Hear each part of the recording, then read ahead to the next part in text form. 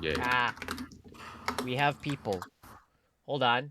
I muted them. Now they can't hear me. Haha. Anyway, hello, everybody. Welcome to another stream. My name is Alvin Hexblade, your head guildmaster and chief barista, and for some reason I have a stuffy nose. Anyway, we have guests for today. I will bring them up. Hold on. There they are. Say hi, guests. I'm I guests. Hi guests. Hello. You're guests. You two are Oh, I'm guests. still in my Fallout You outfit. haven't changed it. That's on you. It is on me. Jill, you haven't changed it. That's on you, Jill. I mean, if you're comfortable in the vault suit, then that's fine. It's apparently comfy according to the lore of the games. I would hope so because you're in that for like a very, very, very long time. Yeah, I hope they have some kind of laundry system in the vaults. I'd hope so. Maybe they're made of like self-cleaning materials. That can only go so Maybe. far, though. Yeah, but there's like I have a hoodie that's made out of like a type of wool that is naturally deodorizing. So like as long as you don't spill anything on it, you never have to wash it. Anyway, let's go start doing the streamy watchy things. Yeah. Yeah. Vidges. We have many vidges on display today. Although these are all relatively long, but of course we will be breaking it up with commentary, so you don't have to worry. Is there a theme or is it just whatever? Computers. Oh, okay. That really doesn't change much, does it? It's always computers. It's always computers and smart things and things to pay attention to. And then sometimes urban planning. And sometimes urban planning. All right, let me just boost the volume on this, and we'll get or started. bananas. Or bananas. You're right. Also bananas. All right. So this first video, let's see here, is from Low Spec Gamer. I haven't seen his new content in a while, so this is gonna be new for me. And this one's labeled what? The fight for affordable computers. This might be old, so let's see. The home computer revolution was here. Computers had finally escaped the realm of full-room mainframes and the deep pockets of companies to reach homes, living rooms, bedrooms, people. Everyone with enough money to get one, that is. But at the same time, It's halfway the through the future. world, one device challenged that. It turned millions of people into gamers. It turned thousands of gamers into professional game makers. And its legacy far outlived its company. So it is fascinating to think that this device exists in large part out of spite. A Like the very PlayStation. personal beef that will shape computer and It's not the video game history PlayStation. to this day. No, I said Brought like to the you by the PlayStation. Curiosity Stream and Nebula Bundle. Oh yeah, the PlayStation is made out of spite. 1970s, and Yeah. it is raining money they for also the thought they'd make a lot electronics of money. industry. A certain British company called Sinclair Radionics had grown on the back of electronic kits, radios, and instruments. Leading this company was one remarkable person, And you have to say that logo, very timeless. Yeah, it's classy. Very timeless logo.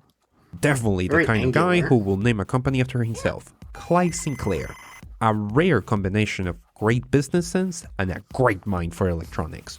While the company had quite a reputation at this point, our story begins with one unexpected product opportunity. You see, the British pound used to work this horrible way, but one good day, the Queen Godmother waved her magic wand and massively simplified it. And of course, everyone was used to the old system, and they needed a calculator for pretty much a solid year to make sense of anything. Now, Sinclair had an existing relationship. Why does the Queen do this to us? I mean, it sounds like they wanted to move their currency in line with how other currencies are calculated for In ease fucking of- base 10? Yeah, Yeah. and it's like it's just international standards, baby. It's like everyone's using the dollar and the euro, so you should probably just use the same system. Well, actually, not the euro yet, I guess. Yeah. But the dollar. So you should probably adjust. True. I mean, Britain never used the euro, right? And no, the UK famously chose to keep the be in the euro at least for a long time until recently, and then not use the euro because the pound was a strong currency and they wanted to maintain control, which has its own weird implications. But this is not the time. relationship with chip designer Texas Instrument, as they manufactured a lot of the components in their previous products. Thing is, through them, Sinclair heard of a mysterious new chip that sounded too perfect to be true. The most ideal of business opportunities. He needed to try one immediately. Chris, wake up! I need you to take a plane to Texas immediately to pick up some samples. Texas? Clive, it's the 1st of January. Do you have any idea how hungover I am? I said now. The chip Chris brought back from Texas was the TMS-1802, an entire basic calculator in one chip. Clive's rush was justified. This technological innovation allowed the creation of an affordable pocket calculator that quickly took over the market. I kind of want one because it just looks like a TV remote. Yeah. I really want to get the old brown calculator that was the inspiration for the iOS calculator. Made the You can get it for company like 50 bucks. a lot of money. Sadly, that fortune did not last. Shortly after, Japanese brands took over the calculator market with better pricing. Sinclair's company tried to recuperate with a set of unsuccessful follow-up products, but that went so bad that the company went bankrupt, requiring the UK government to intervene and buy more than 70% of it just to keep it afloat. Ow. Clive Sinclair was not the type of person to take suggestions or directions from others easily, especially from the government. So this immediately fell apart. Sound effects. Closure was inevitable, and he knew it. In secret, he formed a shell company to continue on some of his projects away from government scrutiny. And of course, it was Chris Curry that he put in charge of this secret company to get things moving, before Clive could come back in and take control. Minecraft in order to hurt raise noise. capital, the secret Minecraft company hurt made a noise number has of products been, that could be built from surplus calculator universalized. components they had available. But maybe the most interesting for the story was a kit for people to put together a simple programmable computer made from 14 different chips called the Microcomputer Kit 14, MK14. It's a kit, so people can build their own simple computer. We're going to sell so many of these. That's it? Fine, I guess it's better than nothing. We can sell it, but we'll develop something better. Better than nothing. Clive, think of what you're missing out on. Home computer Frustrated, revolution. Chris will eventually meet an Austrian something. that had come to Cambridge to do a PhD in physics, called Hermann Hauser, Yeah. who I wish I actually could have been alive agreed for with that his time. vision for the future. And they will both you be a form boomer? Acorn Computers, a company that will pursue I just this said be product alive, I didn't away say from the be clutches of the ever-controlling At the Clive. time. And while they had to chase some weird opportunities to get started, soon enough, they managed to start releasing computers. Now the thing is, while this was happening, Clive had actually changed his mind about home computers, no doubt in part due to the unexpectedly high sales of the humble MK14 kit. Also, he had started to notice an interesting development in the world of integrated circuits. A few years back, a group of engineers from Intel had broken away to form their own company, and the result was the Zilog C80, an 8-bit CPU that was comparable to a lot of the stuff Intel had put out, but at a very competitive price. Attention team! I want a computer made around this marvelous C80 processor. I need it ready soon and I need it under 100 pounds. I know this is a tall order, but I know each one of you are up for the challenge. And since it runs on a C80, we are going to call it the ZX80. And the X will stand for our own secret ingredient. Whatever Now, that. you might be wondering, what was Clive's secret ingredient? A very innovative Look at this- design or this a nugget. product development cycle that borders on worker abuse? You decide. Clive Sinclair had a very particular way It's to such a manage little production life nugget. cycles. After gaining a general That idea keyboard. of what the technology Zero will be able to travel. provide in terms of product, work will go into the advertisement campaign that will promise a set of features and, more importantly, an incredibly accessible price. And then it will be up to the engineers and designers to desperately work to somehow meet Sinclair's draconian price demands before the release date that they had already promised in the ad. Talk about pressure. So, how did they make it happen? Chief engineer Gene Westwood basically took the Zilog Z80 CPU and 17 different readily available chips to implement the logic that will connect it to the rest of the computer, added a barely usable 1 kilobyte of RAM, and 4 kilobytes of ROM to store the operating system, which together with some smart decisions on components, such as a barely usable keyboard, meant it was very cheap to God, it produce. looks so The computer bad. was cheaper and more successful than what Chris Curry's company was selling at the time. Like, And you will have think imagine that was typing enough. on But that. Clive Sinclair was not done beating would his suck. previous second in command, and he had an additional secret weapon almost Also ready got the that Atom seemed as to a violate such the a nice rules design. of economics. Yeah. A better computer that will be even cheaper. You see, Sinclair engineers had figured out how to do I the believe impossible. my old boss One of the major protected sources of cost for the ZX80 was the sheer number of chips it used, and it was impossible to simplify the design any further without using some custom-made chips. While computer components back Findin, then you're were very significantly quiet. Can you simpler, try again? fabricating a custom chip Oh, sorry. was My a old titanic boss task. used to In have. the most simplified he terms learned how to possible, code in a BASIC. custom chip is on made by the- applying light through a custom one of mask the to Z's etch a computers that layer got of localized to the circuitry West. into a semiconductor wafer. Manufacturing the By masks for Timex, each of all layer plus companies. setting up a custom production line for the chip is very, Yeah, they make, very watches. expensive. So, how do you make a cheap all-custom chip? That's the neat thing. You don't. Ferranti, an UK electrical engineering company, had recently perfected an ingenious method.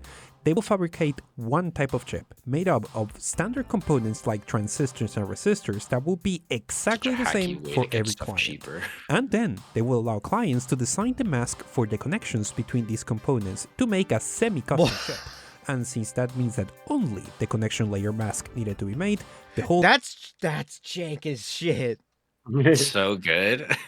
So instead of just putting the chips in order, they just gave you like a piecemeal thing and wire it yourself. Connect the dots yourself. Yeah. I'm like, what? But it was a way to make it way cheaper. Yes? I'm just surprised? whole thing was way, way cheaper. Jim Westwood, the lead engineer, had been working with Ferranti on the possibility of designing such a semi-custom chip, with dreams of massively consolidating a lot of the circuitry of the ZX80 into one component to drop the price. Designing the connections for the semi-custom chip, however, proved to be a more difficult challenge than he expected. Okay, that's it. I'm leaving for a week. I have better things to do. Hey, Rookie, the project is yours now. Good luck designing the chip. Wait, what? Oh no. So imagine Westwood's surprise when Allwaser had a fully working prototype when he returned. All in all Allwaser's design consolidated I love all this the circuitry 80s into a detective cheap manga, semi-custom chip, which reduced costs like, so art style. significantly I know, right? that it made possible the All of his impossible. The ZX80 documentaries wow. now will videos have retail this. for less than the Ooh. original ZX80 and have a vastly improved operating system. While the ZX81 was poised to be a huge It's increasingly success for the company, becoming better. this will not be an interesting story without Hooray. some unexpected consequences. The keyboard And is still something shit, though. is about to Keyboard's happen still that shit, will though. light a fire right underneath the UK. Does it just have like computer tiny baby industry. buttons underneath or In something? the early It's like- 1980s, the BBC, the national Yeah, public basically. broadcaster of the United It Kingdom, has, like, had no an travel. excellent idea. If computers were the future of Define industry, travel. shouldn't they have a program to Travel is educate like the general how public on how to far use the key can computers? be pressed down. If this was before Oh. to work, it It's would like need a Okay. special it's like computer for the pressing on a program. metal sheet. The original plan Or was plastic for sheet, government you to know? develop one. Yeah. You know, like But the those project really, was really, massively you know, big. like those really, really, really cheap, like remotes that are just kind of bubble, Yeah. and they, yeah. yeah, it's that. Imagine that as a Oh. keyboard. Gotcha. This thing also behind this thing schedule. used to be So plugged into a they TV. suddenly needed a It's the supplier 80s. from another company. It is hard to overstate how big this contract was. Being the official computer for the BBC computer program meant becoming the standard for what computers mean for an entire generation. It meant millions of pounds of free publicity. It's a shame It we was a never did anything controversial like this move here in that the many felt States. was the BBC working to promote We al- a private We're all- company, we always suck. and of course, It's always been like everyone that. wanted a piece. I will say though, And computers as you can were imagine, relatively cheap Chris here and compared Clive's to companies Euro were at the some of the time. top True. choices fighting for this position. Sinclair was confident that he had this in the bag, as he called the BBC. He had beaten Chris on price twice, so his should be obviously the superior company. However, his focus on ultra-aggressive pricing, achievable by all means possible, Plus, his already complicated relationship with the government from the early days meant the ZX81 failed to impress the BBC representatives. The producer of the computer program did an interview for a computer magazine in 1982 that leaves it quite clear. I would have been very reluctant for the BBC to sell something like Sinclair ZX81 because it's so limited. The Sinclair cannot be expanded, it is fundamentally a throwaway consumer product. Meanwhile, Chris Curry and his company, Acorn Computers, had been doing some very smart business never maneuvering, seems to be throwaway. promising a computer his company still did not technically have, It was focused so on a better limited in keyboard what you and could actually make with expandability. it. It's which managed impressive to what you convince could do, BBC representatives considering it was to so limited, ultimately but give them the enormous It wasn't like the government IBM contract. PC for sure. Yeah. It's safe to say Clive did not take this well. He could not believe he had won the battle and lost the war to a previous second in command. The improved ZX81 computer could and would sell well, even with no government help, but this was no longer about pure sales. He promised, he vowed that he would show them how to make a superior product. His computer will do everything the BBC intended to do it better, and his company will do it on its own. Out of this spiral of anger and spite, something truly interesting will emerge. I love A spite. computer called Oh, the the ZX ZX Spectrum. Spectrum. Now, Okay. making this product happen fast enough to ZX compete with the BBC Spectrum is machine such a is fucking yet great another name challenge for a for the computer. engineering team. And so they mostly iterated on the existing ZX81 design, but improved each component in ingenious ways. A new semi-custom Ferrante chip was designed to basically connect it with everything else on the system and control from the video signal to the keyboard inputs. Once again, designed by hand by Altweiser, who at this point had been promoted to chief engineer. He made use of almost every single cell and component you, to Altweiser. optimize space and cost as much as possible. The same familiar Zilog CPU was used as a base. Trying as to it figure out continued what to be cheap, accent and this more is. It might importantly, be was like deeply understood by Altweiser and French the other Canadian? engineers, which allowed them to implement hacks to maybe. reduce the pins used in clever ways. But maybe one of the more legendary hacks had I'm to not do sure if that's with the RAM. case. To improve usable think so, RAM at to least. compete I with the thought BBC he was computer, Indian for some minimum reason, but capacity maybe was I'm wrong. boosted No, from 1K No, to this isn't an Indian 16K, accent. with additional slots Well, for no, a I know full it's not, but, like, 48K of memory, which was very impressive for the time. How did they manage that at a low he price? was living The answer somewhere is in unorthodox. Central You see, South America. these chips here provide the extra 32K of memory, but these are actually 64K of memory chips. At the time, the fabrication process for RAM chips was still being improved, and it was still often that defective chips were produced with Interesting, half though, of 'cause the he doesn't memory really just have a riddled Spanish with errors. accent. Sinclair cleverly struck a deal one with that I've what ever Oh, hey, look, appears to be Texas. two main manufacturers. Oh yeah, Texas Old-time Instruments. partner Texas Instrument and Japanese company They Oki still make a lot of Semiconductors to really important acquire chips. this defective Oh, yeah, chips they for do. cheap, and then I at mostly the know time them would from the only tiny blue use the half calculators of when I was in memory that elementary was school. functional. That is right. And so, being able to pack the computer with more also- RAM, Texas we Instrument. have the They also do additional networking cost of chips. better chips. Yeah. But a computer is only as powerful as its operating system allows it to. For computers at the time, this was stored in the ROM chip, and growing the used to ROM make from computers, 8K and then to they, that 16K went really bad for meant them. a much more sophisticated Yeah. operating system could be commissioned that will support more advanced features that will open the gates to future developers. And maybe the most important of those features was 8. Look, That's keyboard's right, actually a full decent 8 and usable. colors. You could type on it? That's why it's called the Spectrum. That's a lot Nowadays, of colors. this seems 8 like a weird thing colors. to celebrate, but getting any color whatsoever on a computer at that price level was a huge Yo, win. it's color. Mostly because color takes a huge amount of memory, and making it work without consuming all available RAM was tricky.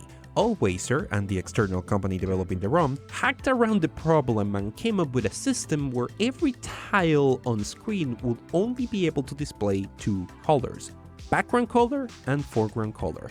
This limitation is often confused for a bug, since it causes an effect commonly known as attribute crash that will be particularly visible in certain games, but a patent filed by Allweiser and Sinclair in 1983 makes it very clear that this was an intentional technique to reduce memory usage in a color display, and a technique good enough that it was worth patenting.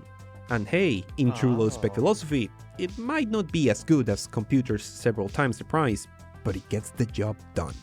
Now, there are some aspects of this project's cost-saving measures that are less popular than others. With the amazing power of hindsight, also known as judging shit out of its original historical context, when you bring up this computer, one of the most controversial legacies typable. is its It is very keyboard. squishy looking, though. In fact, the lack of a more proper keyboard might have been one of the reasons why the more expensive Acorn computer ended up with the contract for the BBC, and the Sinclair keyboard caught a fair amount of criticism from the press during its release. However, in context, the original rubbery keyboard makes a lot of sense. The previous computers by Sinclair had an extraordinarily uncomfortable but cheap keyboard, and coming from that design, the challenge was to improve it while still keeping within budget. Industrial designer Rick Dickinson explained the keyboard was a simplified design that managed to get physical keys while minimizing expensive moving parts, and in that respect, yeah, it's much better than this. Now, with that said, the rush development and the focus on low price did come with some issues, including a reputation for unreliability on the earlier models that became the starting point for one of the most hilarious stories of computer history. As Sinclair's ZX Spectrum and the Acorn BBC Micro fought for the UK computer market, the surprisingly personal competition between both men got to a boiling point.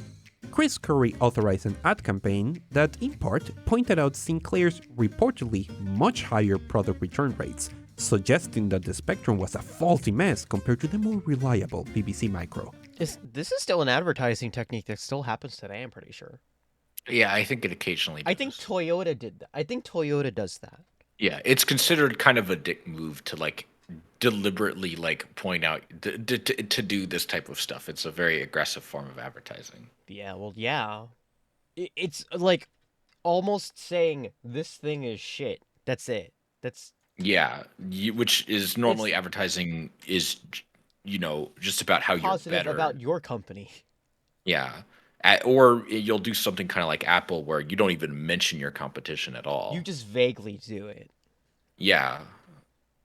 You make slight jabs, not mentioning them by name. We can probably. go into a discussion about how those generally. numbers might have been calculated in a way that benefited Acorn, but the interesting bit is that Clive was so angry at the ad that he marched into the bar that he and Chris both frequented in the city, found Chris having a drink there, and apparently hit him with a newspaper, and just started showering him with insults.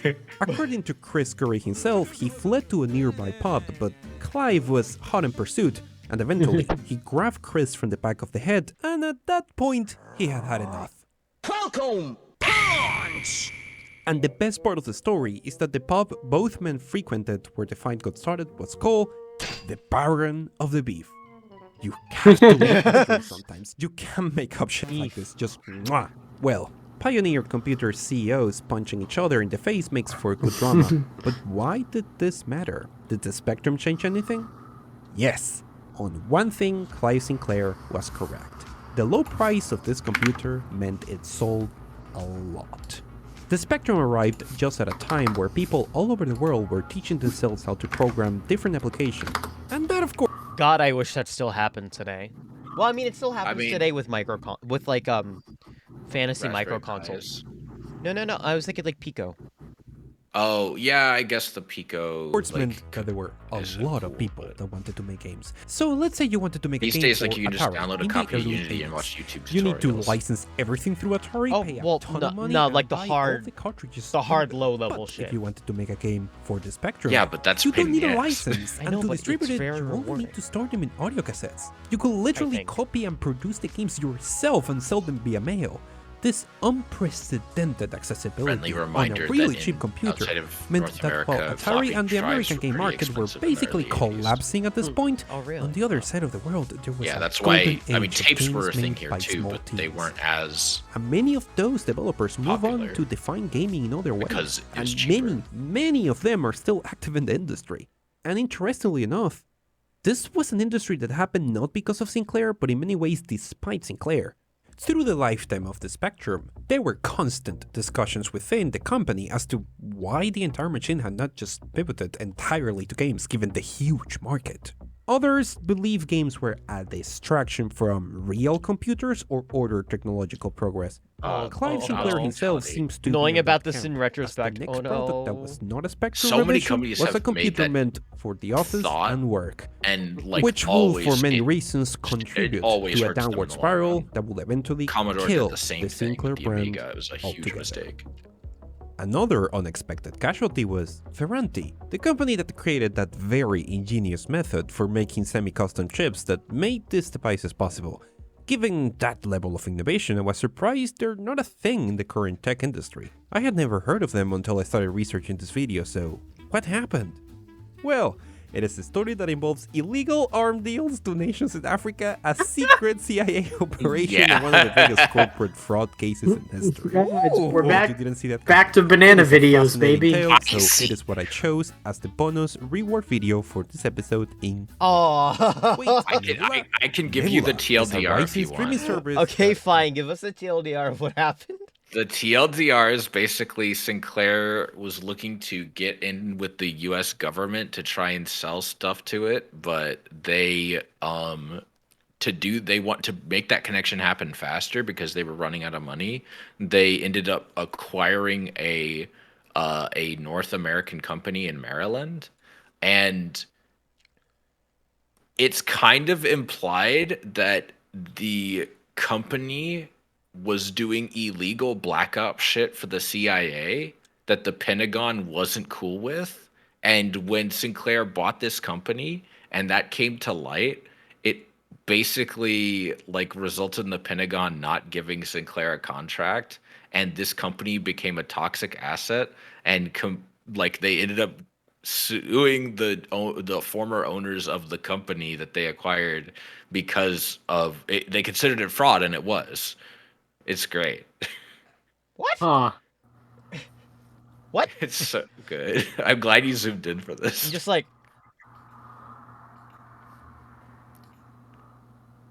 Okay. If Nebula lets me screen share it, I'll show you after stream or something. Maybe support the creators, of course. So I'm not Yes. gonna like do that with everybody. Yes. Should I get Nebula? Depends You're on, interested like, you're interested in long form educational content, right? I sure am. It seems if- to be all I watch on YouTube. if Then I would yes. say if you, like me, half of the people you watch on YouTube have Nebula ads in their videos, then I would say, yeah, this is probably for you. I would Okay. say though, certain creators do not have any exclusive content, and so you're literally getting nothing out of this. Yeah, like I mean, But, all like- the people I watch that seem to have Nebula stuff do go like, oh yeah, we've got special stuff over on Nebula, Yeah, like so I should probably look into it. yeah, like a Super Bunny Hop just does not have any exclusive content, and I'm like, well, I mean, it's not. He barely posts anything nowadays. yeah, that's fair. Like, I know he's got his podcast, but anyway. And then, but like Epos Vox and a lot of, and like Low Spec Gaming and a few other people have exclusive I content. watch a lot of like Wendover and stuff. So and then I know they have a bunch of stuff on Oh yeah, Wendover made a 9-hour video, by the way. Do you see that? Oh Jesus what Christ. on what? Conspiracy theory iceberg. Let's go. We're not watching that. I'm probably I'll gonna watch it look in my into own it. time. I'm Yeah, probably it's gonna 9 look into hours that. of him talking. Okay. Next video, again from No Spec Gamer, is who? Quote unquote. It's labeled. Is- It's titled It Intel's was worst who? nightmare. This It's- is the story of the Zilog 80. Oh, okay. Let's go for it. Who invented the microprocessor? Anime. When computers changed from using these big, bulky, fragile vacuum tubes to God, I Yeah. wonder when he fucking got that. I want one. miniature transistors, it was a matter of Alma, time before fun someone will fact. figure out Yes. how to put One of the big deals about Fallout is the fact that they never switched to the micro. Is that computers in Yes, that world they- never yeah. switched to microprocessors? Yeah, they so never they're switched still to using microprocessor. vacuum tubes. It's all vacuum tubes. Yeah. Actually. Okay. Oh, am I misremembering? They basically just invented the transistor, the silicon transistor, the decade that Fallout takes place, and it's only in a handful of devices such as the Pip-Boy. Oh, okay, yeah, but most computers are still Yes. using vacuum tubes. The vast majority of stuff uses vacuum tubes. The transistor was not a thing yet in the Fallout universe until like shortly before the war. Right. Gotcha. the Okay. entire brain of a computer in a Thank single thank chip. you for And when it finally mansplaining. happened, it sparked a series What? of events that I'm nearly changed joking, history I'm in a joking. What's completely different mansplaining direction if to you're what we a know non-binary today. person? Brought to you at the end of the stream bundle. It's the end of the 60s, Non-splaining? and Fairchild, an American chip company, means you is didn't making explain the best anything out at of the all. transistor revolution. One of their best employees, Italian engineer Federico Fagin, and probably the hero of today's story, had recently led the Sir, team I to am figure sorry out for a your method surname. to make transistor gates out of silicon It rather than probably- aluminum. It which probably make is for fine in faster, Italian. smaller, and Yeah, more in power-efficient Italian. integrated circuits. A method that will end up becoming so I like how this guy important that it pronounces will give a circuits, name by to the an way. entire region and an Circuits. industry Circuits. decades later. But at the moment, the discovery Spec is like- did not kinda like particularly Vebe and like, impress his yo, superiors, where the given that it fuck will is your require accent from, massive homie? changes It's to the way you apparently do things. Venezuela. And so they were slow Interesting. to adopt the technology. But some I were haven't ready met to anyone from capitalize on Venezuela, so that would Fairchild's explain. mistake. And a group of engineers had left to form a scrappy startup called Intel. Isn't I have Valhalla heard from of it. Venezuela? Fagin was sure they intended to take silicon Yeah, the technology to the devs, next level. were originally After based in fighting with his Venezuela and company then for moved to years, Japan. he resolved to go where Oh, they he live believed in- the they're in future Japan was, now? and Okay. asked Intel Yeah, because for a job. Venezuela ain't For Because Intel, Venezuela the cult of is, the so hot. Japanese designer could not have come at a better time. A Japanese calculator company called Busicom had signed a contract for CCOM. What? them to design a high-performance desktop calculator that used only 7 chips. But Intel, believing miniaturization technology had finally reached maturity, promised to push all the functionality of 4 of those chips into a single one.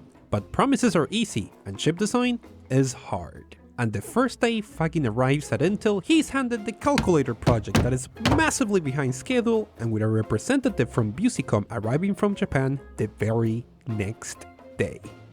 Masatoshi Shima, What the hell? engineer from Busicom, This dude's was great. terribly unimpressed at the utter lack of progress. He could hardly contain his anger at Fagin and I having just fucking traveled got halfway through here. the world It's my only for first there to be day. nothing for him to check. His anger Yeah. irritated Fagin, who had only been 2 days at Intel so far, and had no interest in being beaten over an error that was not his fault. Okay, look, Mr. Shima, you can continue to bitch, or you can help me. I don't like the situation any more than you do, but if we're going to salvage this, I'm gonna need you to act more and stop complaining. I did not make Fagin curse for no reason. Like, this is a direct quote from the interview I use as a source. Oh, Coming nice. from a Japanese culture, Shima was shocked that someone who is supposed to be the client will be treated this way. But I guess he had never met Italians. But he did agree to stay and help Intel design the chips his company had requested. And to Fagin's surprise, the man was very good at logic design. After only an introduction on the basic method, he completed the entire logic design of the miracle chip by himself. The result was the Intel 4004. The world's first microprocessor, the first computer brain in a chip. One chip. And with Fagin signing it at the circuit level, no one will be able to deny him credit this time. Bro. For once, he was finally sure his contributions will be appreciated, and that he was at the cusp of the wave of the future. That's Surely actually Intel pretty- will that's recognize actually the pretty dope, monumental not gonna lie. significance of this invention. Yeah. Right? You ever take that? 1974. Years had passed since the introduction of the 4004, but Fagin was not happy. His team had introduced several new, improved microprocessors since, but every single time it had required months of convincing for the big brass at Intel to authorize their projects. In the minds of the Intel board, theirs was not a processor company but a general semiconductor company, and products like a microprocessor were only useful in the sense that they could be used to get clients to also buy more memories and other chips. That's so interesting considering where Intel is now, where they're basically doing the reverse. Yeah. They're like, shit, hold on, let's backtrack. It was like, oh, we have chips. Chippies. Fagin chippies. felt caged in, Chippies. boxed, frustrated. After he had helped usher silicon transistors and integrated circuits, he was sure microprocessors were the next big Circuits. thing. And he could not Circuits. understand why anyone in Intel could not see that. And he suspected he was not the only one to think that. Hey Rolf, can we go for a drink? You see what they're doing, how they keep ignoring and delaying us. If we keep this up, Intel will be left in the dust. In fact, I think it already started. I'm leaving Intel. I would like to start a company to build microprocessors. Wait, you're leaving to form your own company? In the middle of a recession when they just laid off 10% of the workforce? Yes. Okay, so what's the product? Microprocessors. I will make it up as I go. Ralph Ungerman was chief of microprocessor development, working directly under Fagin on Intel processors. A networking and computer expert, he may be better than anybody, might understand the colossal mistake Intel was making, and will be just crazy enough to do something about it. Screw it, let's go. And just like that, in an enormous leap of faith, they were on business. As the two men continued drinking, they tried coming up for a name on their new business. But the next day, when they tried remembering any name, they would just draw a blank. Clearly, if the name of their company could not survive a night of drinking, it was not good enough. So every night, they will drink and I brainstorm and approve hope this method something of will stick. coming up with And names then, for shit. one day, Let's start kind of drinking. like iLog, you know, like the term integrated So what? logic. We can It name has our a nice kids or feeling something? to it. I got it! Psylog! One hangover later. That actually would We be really really need to bad. take it easy with the drinking. This is maybe not the most Why constructive way Psylog? to come up with a company. At least you had that Psylog name idea. That was really cool. Psylog! Halloween 1974. Finally, they were ready to leave to create their own Spooky. company, but not before they will accidentally recruit one other major collaborator. At Intel's Halloween party, Fagin finally announces to his team that he was leaving to form a new company. Wait, Federico, can I come with you guys?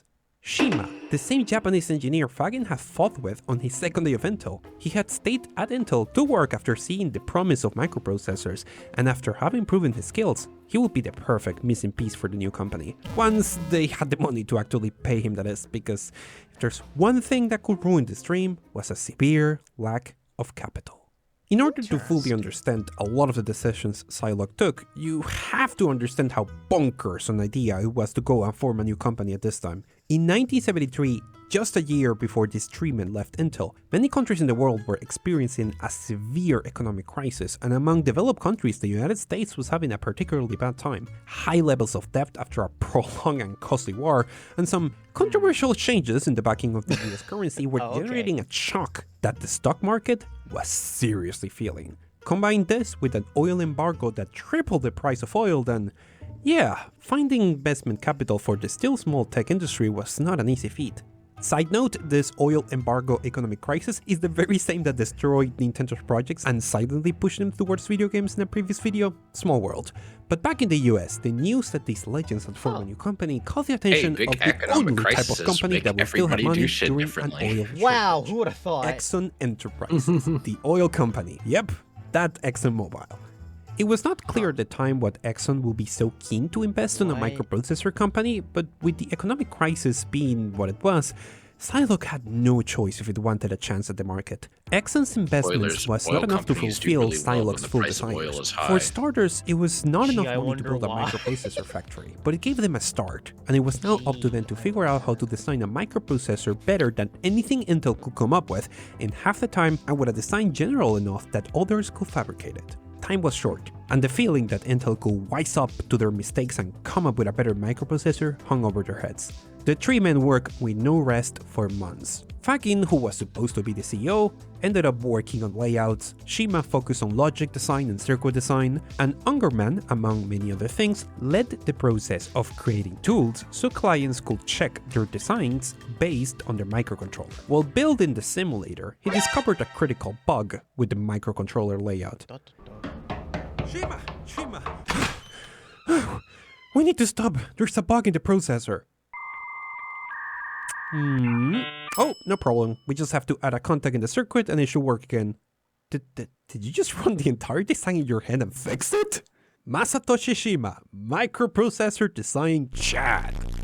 At the end, the design he came up with was a combination of Wow. the best aspects Actually. of other microprocessors, while also being Yeah. compatible with the base instructions Fucking of the crazy. Intel 8080, Fagin's favorite processor at the time, but extending it and simplifying it. How do you the do different that? voltages that Intel required. How do you do that? Just I would love to meaning know if that it could easily be Mr. sold to engineers Shima that were was familiar autistic, with because I know a 8080, lot of but still be autistic a people much who can do superior option. that kind of A year and a complicated month after thinking they started in the their head project, without Psylog paper. had completed its first product, the Psylocke I mean, I also have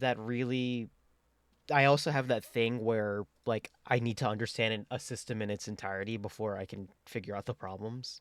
So Well, sure, but like I'm not sure if that's I guess part of it an or if I'm example talking would about the same thing. But be like, hey, I can do like algebra in my head, like pretty reliably, or at least when I was in high school. These days, I probably can't do it as well. But like that was something to the point to where teachers would get mad at me because you were required to write down your process, and I was like, I did it all in my head. I don't know what to tell you.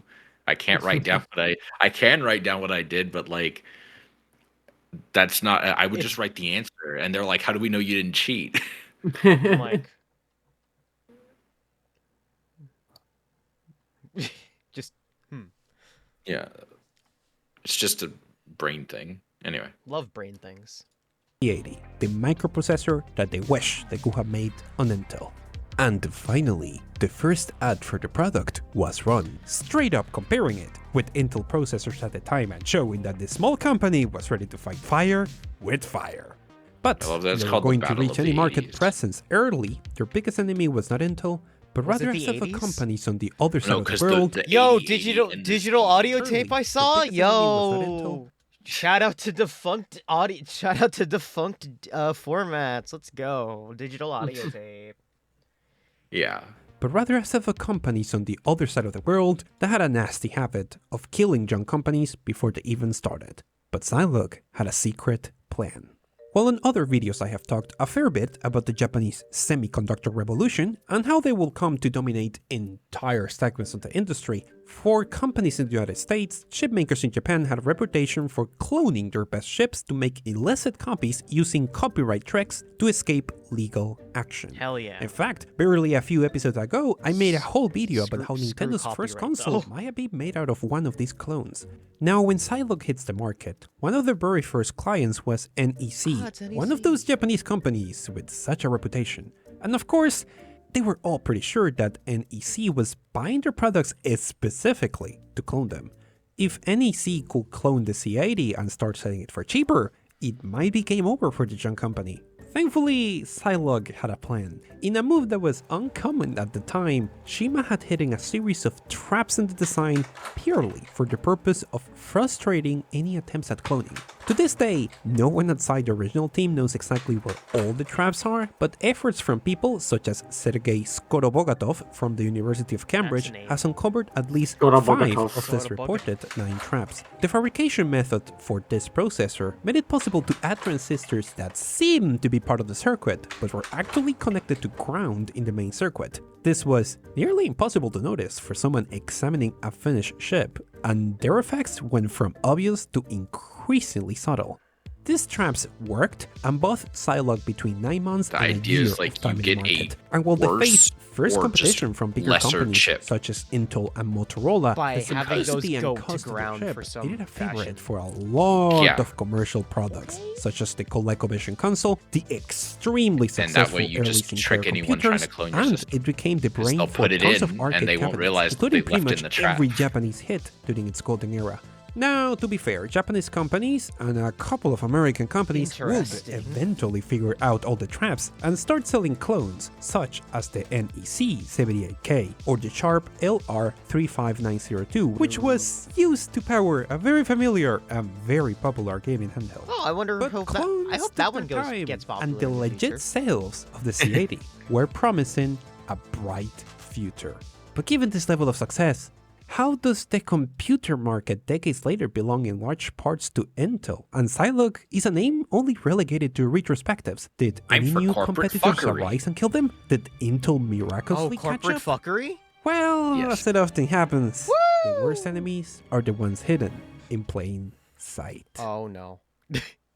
What did they Unknown do? to everyone at Psylocke, since the start, Exxon had a secret reason they to invest in the small do? company. You see, while home computers were a rising market, the big boy business computer industry was dominated by one company, IBM, International Business Machines, Big Blue. And no one had come close to matching their reputation for business use. However, Exxon wanted to gear up to take the business market right from their hands. Music's doing a really Silently, good job right they have now. been acquiring word processor companies, fax companies, electronic Also, I think tablet that's a companies, screenshot from and of FF7, course, which is super Psylocke, appropriate. to make chips Wow. to power it all. Their plan was, once Psylocke was proven in the market, to acquire the whole company and make it part of their empire. Bro. In the minds of the original founders, this discovery was Well, the deeply music's also for concerning. Final Fantasy VII. Psylocke had been founded on the idea of amazing. using their talents to I mean, lead that's the appropriate if you've microprocessor seen any revolution oil away refinery. from the red tape It and looks, bad if you've priorities of seen a Intel, large oil and no refining one was area, eager Yeah, to no, be it looks able to exactly be like the that, new but worse. overlord. It also smells worse. As the Oh, yeah. 70s reach its end, Fagin will spend almost as much time fighting to keep Exxon at bay as he will spend working with clients, and his lack of business experience was quickly catching up with them. The company had not managed to scale its success and was trying too many new projects. Before long, experienced engineers were lacking at every level of the company. Fagin was a brilliant engineer, but an inexperienced CEO, and with no one to guide him, he quickly lost control of the company. And as things got rough, tensions flared. Oh no. Ungerman believed he would be a better leader for the company during these trying times, and Fagin was too tired and too immature to defuse the situation. A strong rift was forming, with different people taking sides, and Exxon pitting them against each other Oh in a no. bid to gain control of the company. Ungerman left the company in 1978, and Fagin was too tired from this fight to hold on for long.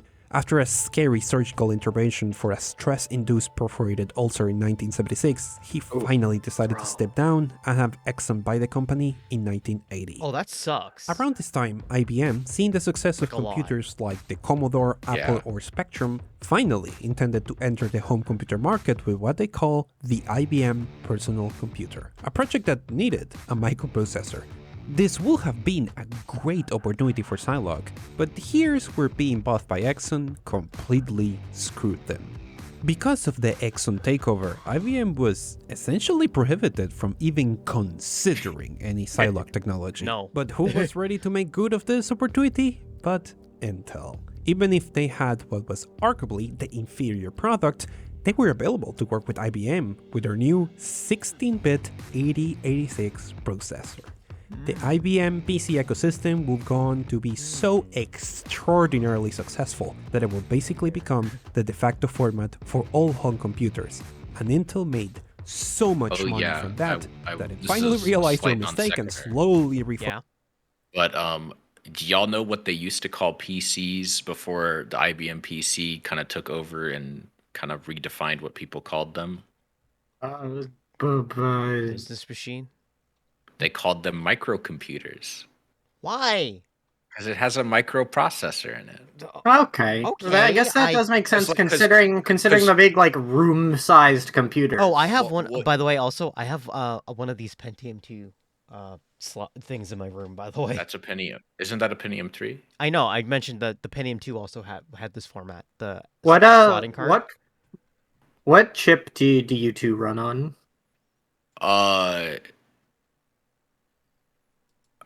Oh God, what's something obscure I can say as a joke? If you say you run ARM, I'm leaving. But it's your No. stream. I run on leg. Anyway, so Oh, I'm gonna bonk fuck you on you. the face. Holy shit! no, I run a MOS 6502. That sounds fun. And you'll see a video about that one later. focusing But our business around no, real processors. quick. So Crafting an architecture Yeah. the reason they're called part of the reason they're called microcomputers is also because there were things called mini computers, which were the size of a refrigerator, which in the context of a mainframe is indeed mini. Mini. Yeah. I just looked up a mini computer and holy shit. Yeah, they're big fridge boys. Anyway, sorry about that. I run a Motorola 6800. Oh wow, 68,000. Nice. 100, not 1000. Oh, okay. Well, architecture based on that one successful processors, now shortened to x86. I should have said the that will come to be the CPU standard that for we all had, so I personal could say that I'm computers two for GameCubes duct taped many together. years to come. A standard that to this day, few can challenge. and Psylocke mostly You said I became was an a iMac memory G3. I don't know of what a that time runs on. when the small company was almost the An old best power, in the business. G3 power Now, PC the humble processor, 8-bit Silent Oh, which okay. C80 is was technically so the same successful architecture as that it's what the still GameCube uses. widely in production and Run Am I a off game? You're Am I a habits that you GameCube? will not expect, Nice. making them I am a poetical equivalent of a indestructible. one-hit wonder. If you're A more perfect time in powerful, you can history become where a some Wii. of the most brilliant minds of the time That would make me collaborated to slightly create more their dream destructible, though. product. And the worst part is But you they could always run blew it off Project M. twice. Because there was another But you chip. could I run could Mario. run. But you I could could run. run Wii once again, Sports. You could run the superior to worst anything Mario Intel Kart. had that almost managed to find I a wouldn't go market that if it far, were but not for the sure. decisions Oh, of well, a are you could sure? run- I would go different that company. far. I will argue so that is that. a topic for the video Almo I really just hates put up on my motorcycles other in Mario series, Kart. Yes. SideQuest. SideQuest explores I Okay. could run. Okay, but the- yes, it is. I can run the I- Bleach I- Wii game. Could. I will continue to argue with you that that is in fact the worst thing that they have done in multiplayer. What thing? Added the motorcycles. Why are the motorcycles bad? The thing with the motorcycles is that if you wheelie them, They go faster. they're fast. They're actually no. If you wheelie them, they go faster than carts. But you lose control. It's a trade-off. But Like, you but the can't but the steer. problem is that obviously you do this on straightaways. Yeah. So there's that, and combined with the fact that each one had a different like special like benefit. So bikes were faster around corners, carts were faster on straightaways. I like that we're talking about the meta of Mario Kart. But it was important, and so the I- combination I- of the wheelies plus their cornering performance made them the better vehicle in multiplayer, and multiplayer was dominated by fucking bikes. So what do you think of the multiplayer meta for Double Dash? Oh, that was fine. They never used bikes. That's making. Now I'm thinking about the Mother's Basement video about that there should be a card game that's actually about like competitive card games, because no card game anime is actually about what that tends to be like focused on. Can we have a card game that plays like an anime card game? Where what you lose and you just die. And like there's giant holograms, and like the actual like stats and like rules of the game don't matter. Well, I mean, if you yell them loud enough, it matters. Yeah. That's what I'm thinking. But I want the opposite. I want an actually like meta focused and card game anime. Okay, this is the last long form video we have here. Okay. So this Then one's we'll watch videos about card games. maybe, I don't know. I don't think so. There was a video that was like that was like the lore behind like Yu-Gi-Oh archetypes, and I thought that it was fun. That sounds interesting. Okay. San Francisco, 1975. The biggest electronic show of the year had just started, and the crowd this is had quiet. already broken down into chaos. The culprit? A new Right. product that had promised the impossible. Okay. A processor so cheap that it could usher No, a the new sign said era Moe. in consumer technology. Mo. But what none of That's those lost. excited attendees knew stylized S. was that this was but one step That's in an a S? year-long battle that Yes. a group of rebel engineers were fighting Okay. for the very soul of technology, and to prove that the future is low spec. And we're still feeling the consequences of that fight today. These guys were This basically like, is yo, that Risk story. architecture is Brought to you by fucking the cool. Curiosity Stream And the everyone's Google like, Bundle. Our story starts "Oh, let's go." with an unlikely hero, a certain Except young Intel. engineer from Maine, United yeah, States, no, well, currently they're gonna going be- through a training What? program They're for gonna be very Yo. stalwart. He may not know it yet, but he will touch Okay, the I'm lives I'm of way millions interested of now. people, Wait, many of why? which will never Go know back his a name. little bit. I didn't Go back a- hear it. Our story starts with an unlikely hero, a certain young engineer from Maine, United States, currently going through a training Maine? program for Maine. General Electric. He may not know I it like when yet, things but he are will from touch the Maine. lives of millions of people, many of which will never know his name. For the moment, a more pressing issue is happening. The year was 1960, and one topic was dominating every part of United States culture. The Soviet Union had taken the world by I feel surprise by launching the Sputnik first is just an artificial orb. satellite. The Sputnik- result Sputnik was a is the race space between the war. world's biggest You're right. powers to conquer the stars, and nothing Whatever pours happened to money Sputnik? into Did new it just technology fly out than to a the rivalry void? between two I thought he was nuclear-capable orbiting. superpowers. I thought it- This was the Thought world it where crashed. Chuck It was low Earth suddenly orbit, found then it himself probably as a training crashed. engineer, Aw, designing tests poor and boy. systems for missile and space vehicles, and this inevitably got him in contact with the growing world of electronics. As he advanced on his engineering career, one trend was beginning to capture his attention. At the time, it was common for computers to be enormous room-sized Oz, systems I that really people like would connect the- remotely on. I But looked Chuck this up, thought it and the fact that the description is Sputnik 4 stayed in its useless orbit until September 6th, September 6th, 1962, when it fell screaming from the sky over Wisconsin. All 7 tons, including the dummy cosmonaut, burnt up in the atmosphere, except one 20-pound hunk of metal. That piece crashed into the street outside the Rar West Art Museum. Oh, that's horrifying. I just love the phrase "stayed in its useless orbit" because I don't think it did anything. It was just a hunk of metal. Yeah, Like, they were mostly just experiments, like the Sputnik yeah, satellites. They weren't really meant to do anything other than prove we can get a thing up there and talk to it via radio. yeah. Anyway, When it fell screaming, that just makes me think of Alma's little funny scream noises. When something stupid happens in something. Yeah, like that. Sputnik noises. anyway. Anyway.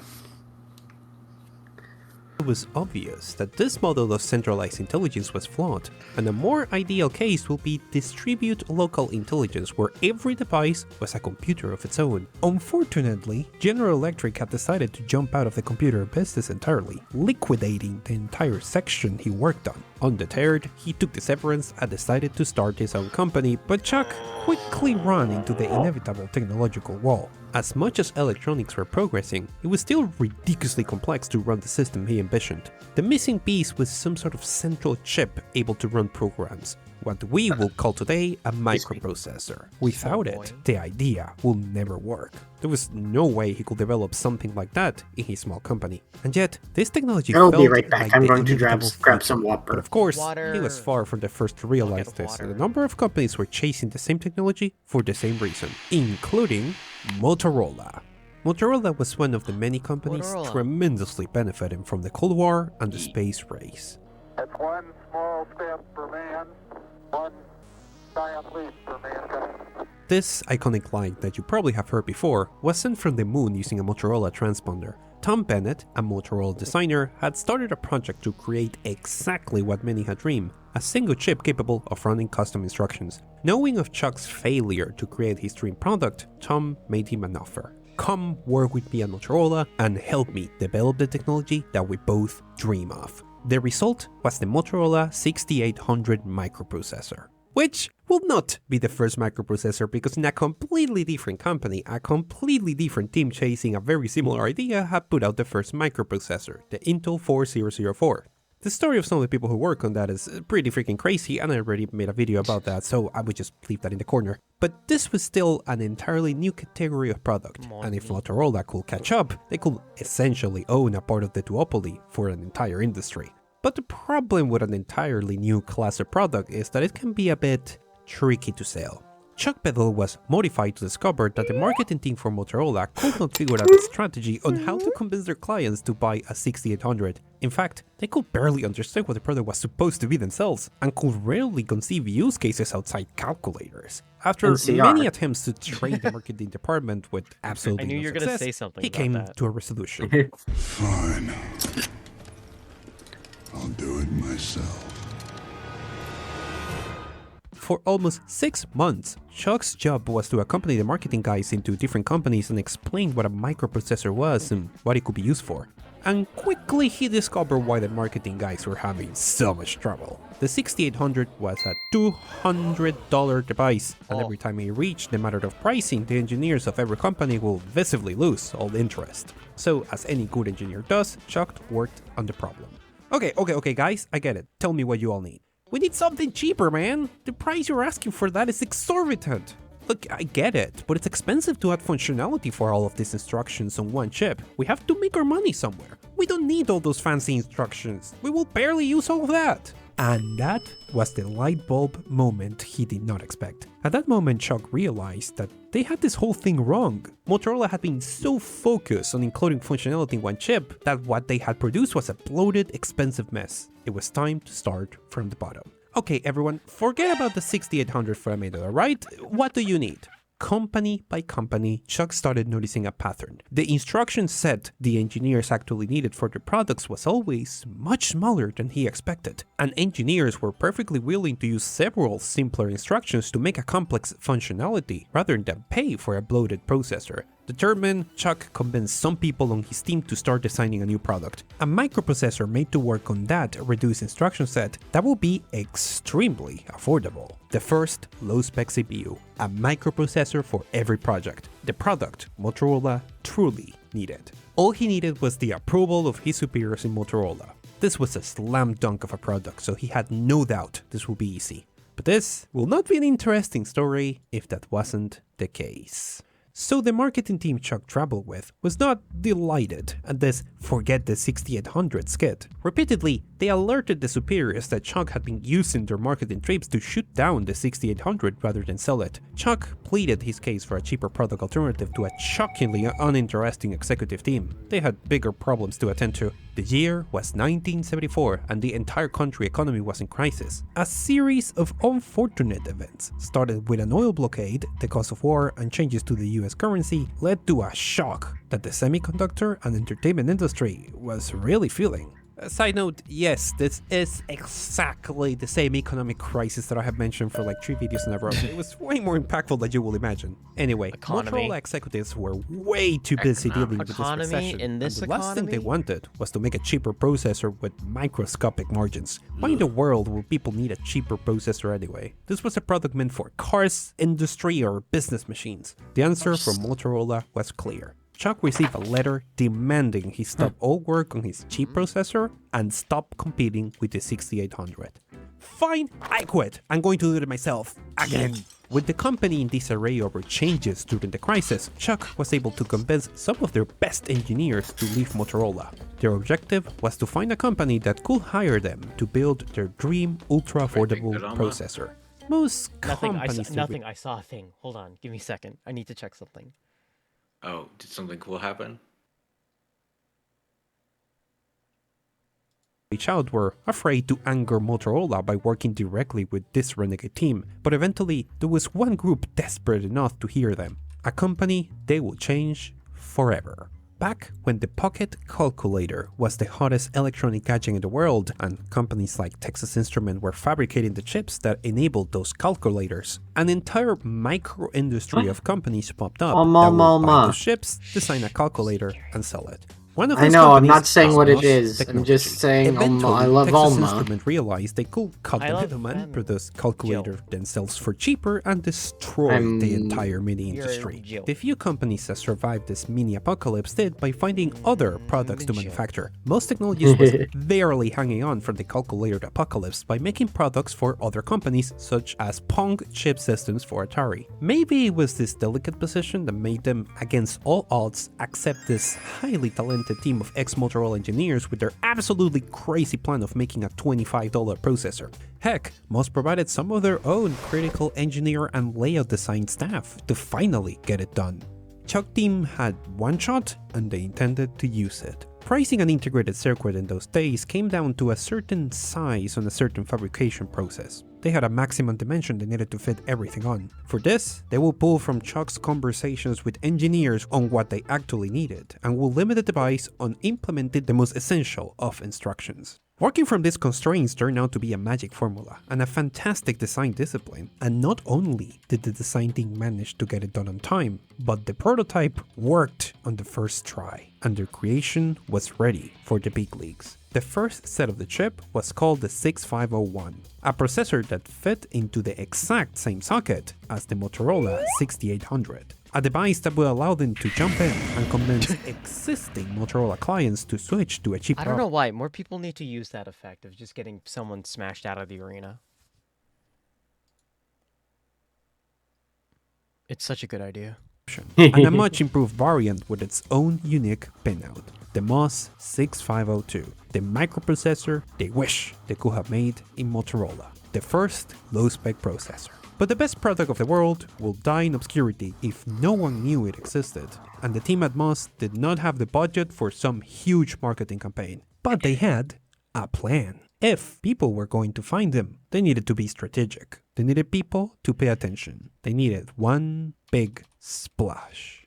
Are you tired of microprocessors costing hundreds of dollars? Wouldn't it be great to have a microprocessor on every device? Forget about Motorola, forget about Intel. The MOS 6501 microprocessor beats them all. The MOS 6502 saves more money.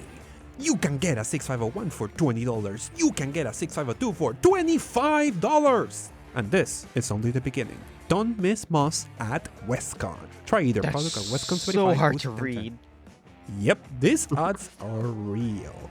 It was a brilliant marketing plan. Western Electronic Show and Convention, aka WestCon. For years, this trade show. Is this before? This is before CES? Is it? Yes. So this is what came to be CES? WestCon's different. CS is, and as is CES. Wait, then what did this turn into? If it turned into anything? I don't know. Okay. Show has been one of the best places to announce I'm new guessing chips it's and the because- perfect I'm chance guessing for because MOS to the make themselves known to CES the world. changed it. But after they had run the ads and prepared their booth, MOS received notice from the WestCon organizers that it is forbidden to sell products directly at the show. The team at Bruh. MOS had to come up with a last-second adjustment. As the convention center opened its doors in September 1975, attendees rushed to the MOS booth. The buzz regarding this impossibly cheap microprocessor was palpable, and everyone wanted a piece of their action. After arriving, booth attendees were love informed this. This is that such a MOS big was brain indeed move. selling their microprocessors to anyone interested, and all they had to do was take one short bus from the convention at the Civic Center to the St. Francis Hotel where MOS had set up a secondary booth. Soon, buses Got were it, got it, overwhelmed got with people asking if this was the right route to get to the hotel. What awaited them in the MacArthur suite was an impressive display that MOS had set up away from WestCon regulars. Hey, yeah, Rows that's of what they impressive all do jars now. of fresh processors. A documentation desk manned by Shirley Peddle, who also happened to be Chuck's wife, selling all the manuals for shockingly low prices. Now, there were several marketing shenanigans. This at play literally here. Those jars it full of works chips, at least half of those were defective units from failed production runs. But they needed to give the impression that they had perfected production at this point, and boy did it work. Before long, their alternate booth was the talk at the WestCon. Among the conference attendees was a duo of young men buying a copy of the documentation from Shirley. They were both called Steve. wonder One who these Wozniak guys are. and one Jobs. Keep an eye out on this pair, the Michael places. After the show, the phone I at love the MOS will second not guy. stop First guy's ringing, kind of an and Chuck asshole. Peddle was ready to talk them Yeah. all. Hello, hello is the awesomely named Joe Dakota. He represents a company doing research for Atari. They are planning a new revolutionary product, and they feel their MOS processor will be perfect for it. I didn't realize I was Atari, muted this whole time. Oh, hi. Atari, dang, I'm one sorry. of the most exciting and powerful consumer Oh, wait. I was companies in just- the country. Oh no, wanted to use I'm their it was like I'm reading this. Like, They I'm had worried done. at how The this is small gonna company end. was now getting contracts from the big Oh, boys no. and was ready for the big leagues. But while they celebrated, miles away, the Motorola executives plotted.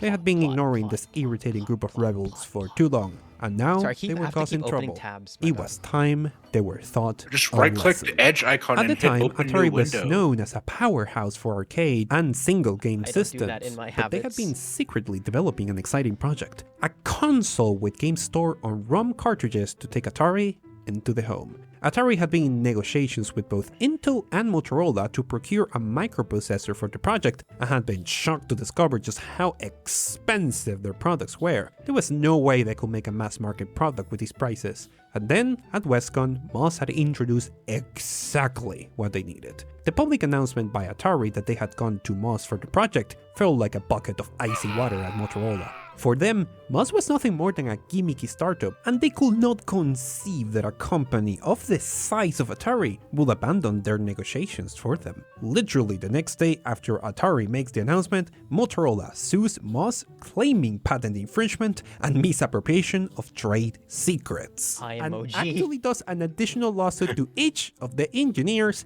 individually. In corporate culture, this is considered a dick move. Chuck Peddle was furious. He knew how this industry worked. He had explicitly instructed everyone in the team to throw away every material they had from Motorola. They didn't use it. They didn't need it. He knew what this was. This was Motorola pushing around the legal system to kill a smaller competitor, but he did not copy anything. They had nothing on him. Hey, Chuck, do you think this might be a problem? What the f is that? I'm a layout engineer. These are the drawings I did while working on the 6800. Did I not tell you to throw away everything that belonged to Motorola? Oh, this is not Motorola stuff. I'm an artist. This is my artwork, which happens to be the layout used by Motorola.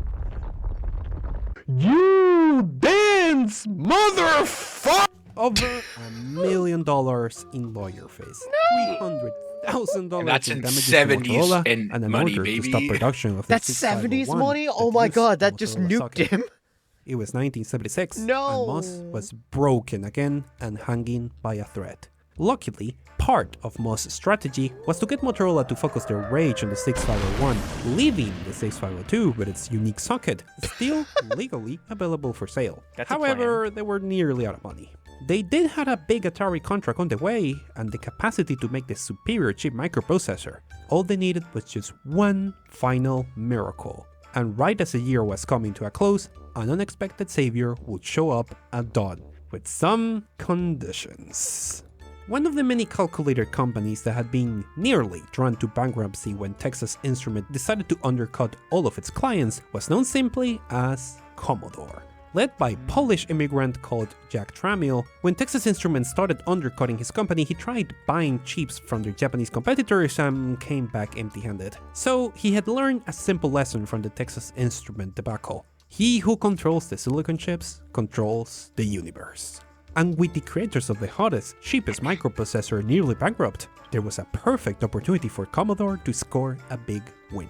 Jack Tramiel had a reputation for being a shrewd and ruthless businessman that could turn any circumstance into an advantage. The exact negotiating circumstances Jack used to acquire Moss are somewhere between reality and legend. But according to the research done in Commodore, a company on the edge by Brian Bagnall, the most accepted story is interesting. Moss had supplied Commodore with a number of calculator chips, and apparently a small bug had been discovered in a certain batch. While the problem was small, Jack argued this was a major issue and refused to pay Moss from the order, starving them of vital cash they needed to cover their growing legal expenses. And right as the company reached desperation, Jack would kindly offer to forget everything about the defected chip and bail out the company from bankruptcy. How many dick And moves so, are there in are 1976, happening in Commodore here? acquired Moss for a It's the early scandalously computer low industry, price. baby. A lot. Commodore was now free to Oh, make its okay. own calculator chips and compete again. But going back to such a growingly outdated product felt like a step behind for many. I like the Chuck stock was image of a baboon on a unhappy. calculator. Right before the lawsuit, he had been working on what he expected to be his next big thing, an official 6502 personal computer. Even as back as his time in General Motors, he observed how many engineers will become proficient using computers through BASIC, a high-level computer language that, for the time, was very simple to use. BASIC's For most high of his level? workers, they would write programs Yeah, in you didn't know huge that? computer mainframes owned by Oh, companies wait, and no. universities. Now, By right definition, around yeah, it that is. time, Yeah, a you're cottage right. business of tiny companies creating kits for people to assemble their own computers was springing up around There's the an world. interpreted, and mainly in the low-level US. language. I'm not aware However, of it. there were not a particular hit among many of the engineers who had the programming skills to use computers, but not the electronic skills to make their own computers, even from a kit. They wanted a product they could take home, plug in, and make work. And while not exactly his original application idea, Chuck could perfectly see how the 6502 could enable this product.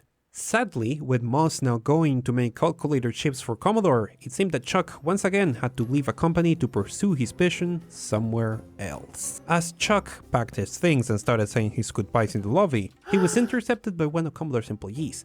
It was very alarming that one of their best talents was jumping ship immediately after the purchase, so he immediately called Jack. Aware that this might be his last chance, Chuck went for the hard sale. He went through his observations and experiences and pitched his deeply rooted belief that home computers were the next big thing for his chip.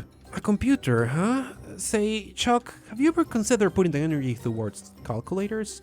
With all due respect, sir, calculators are on their way out. Texas Instrument has all the momentum, the Japanese keep making them cheaper, and everyone in 10 years will have forgotten about calculators. There's a revolution brewing right under your nose, and you are about to miss out. He's right. Jack could not help but smile. While he was still solidly convinced that more advanced calculators were the future of his company, Commodore had received a certain secret project to make a product for another company that sounded shockingly similar to this, and it seemed that he had found the perfect person to carry the project forward. Chuck's happiness to be back on the computer project was quickly overtaken by nerves. The secret project deadline for a prototype was basically months away. There was no way to design a computer from scratch in time. But maybe he didn't have to. What if he could convince Jack to buy a company that almost already had one?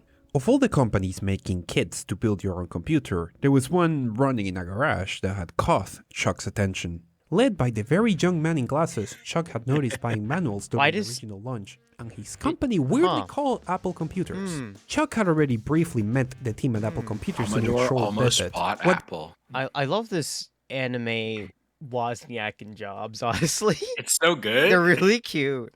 He found was a company made up of a tiny team that was led The only by downside two is you can't see Steves, the Steve stank Jobs and lines Steve coming off of Wozniak, Jobs. making a computer kit he called the Apple Man did I. not shower, Steve and Jobs people was not at Atari hated his particularly guts. good or smart about computers or electronics. Chuck, words, not mine. So you're telling but me he seemed was to a have literal good feel no for bad what people stinky would man? pay money for. Wozniak, however, was the complete opposite. He was a terrible hippie. with speaking, but with a good feeling for Stinky man. electronics, and Chuck was delighted to offer his help and knowledge to get them to solve several of their He issues thought with the that chip. being a Their vegan computer meant a he bit was hack, immune but to Chuck smelling spent bad? the afternoon helping Wozniak. No, didn't that's see what that. estrogen does. Wrong thing.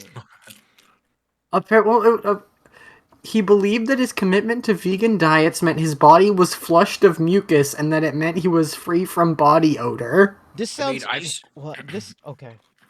Man, I've seen a. this is such like a different. This is such a different. What's the word? What? It's like this is a absolute tangent. I love it. Well, other interesting stuff about Jobs is when he worked at Atari, he wasn't actually that great at repairing. He was a repairman, and he wasn't really good at repairing arcade machines or computers or anything. So fucking Atari, he would fucking whenever Wozniak got done doing his job, he would come over to hang out with Steve and sometimes just do Steve's jobs for him. Fucking. Bro, I couldn't finish my homework. Can you do it for me? Jesus Christ. Get the I mean, processor they liked running. each other At a the lot time, at the time. he had thought nothing of it. Apple was one of the many computer kit companies, but shortly after, was already hard at work on a prototype for a fully ready plug-and-play computer called the Apple II that also used a 6502. It was perfect. If Chuck could convince Jack to swoop in and buy this garage company, they could repurpose the Apple II for their secret project. Hopeful, a meeting was set between Jack Tambriel and Steve Jobs. Look, man, you might be used to getting your way no matter what, but the price you're offering me is ridiculous. Ridiculous? Young man, I have been founding companies since you were in diapers. Exactly, you're too old to realize what we're doing. We're doing art here. Chuck would have been horrified if he was not having his own clashes with Steve Wozniak, but this time, It's so good. of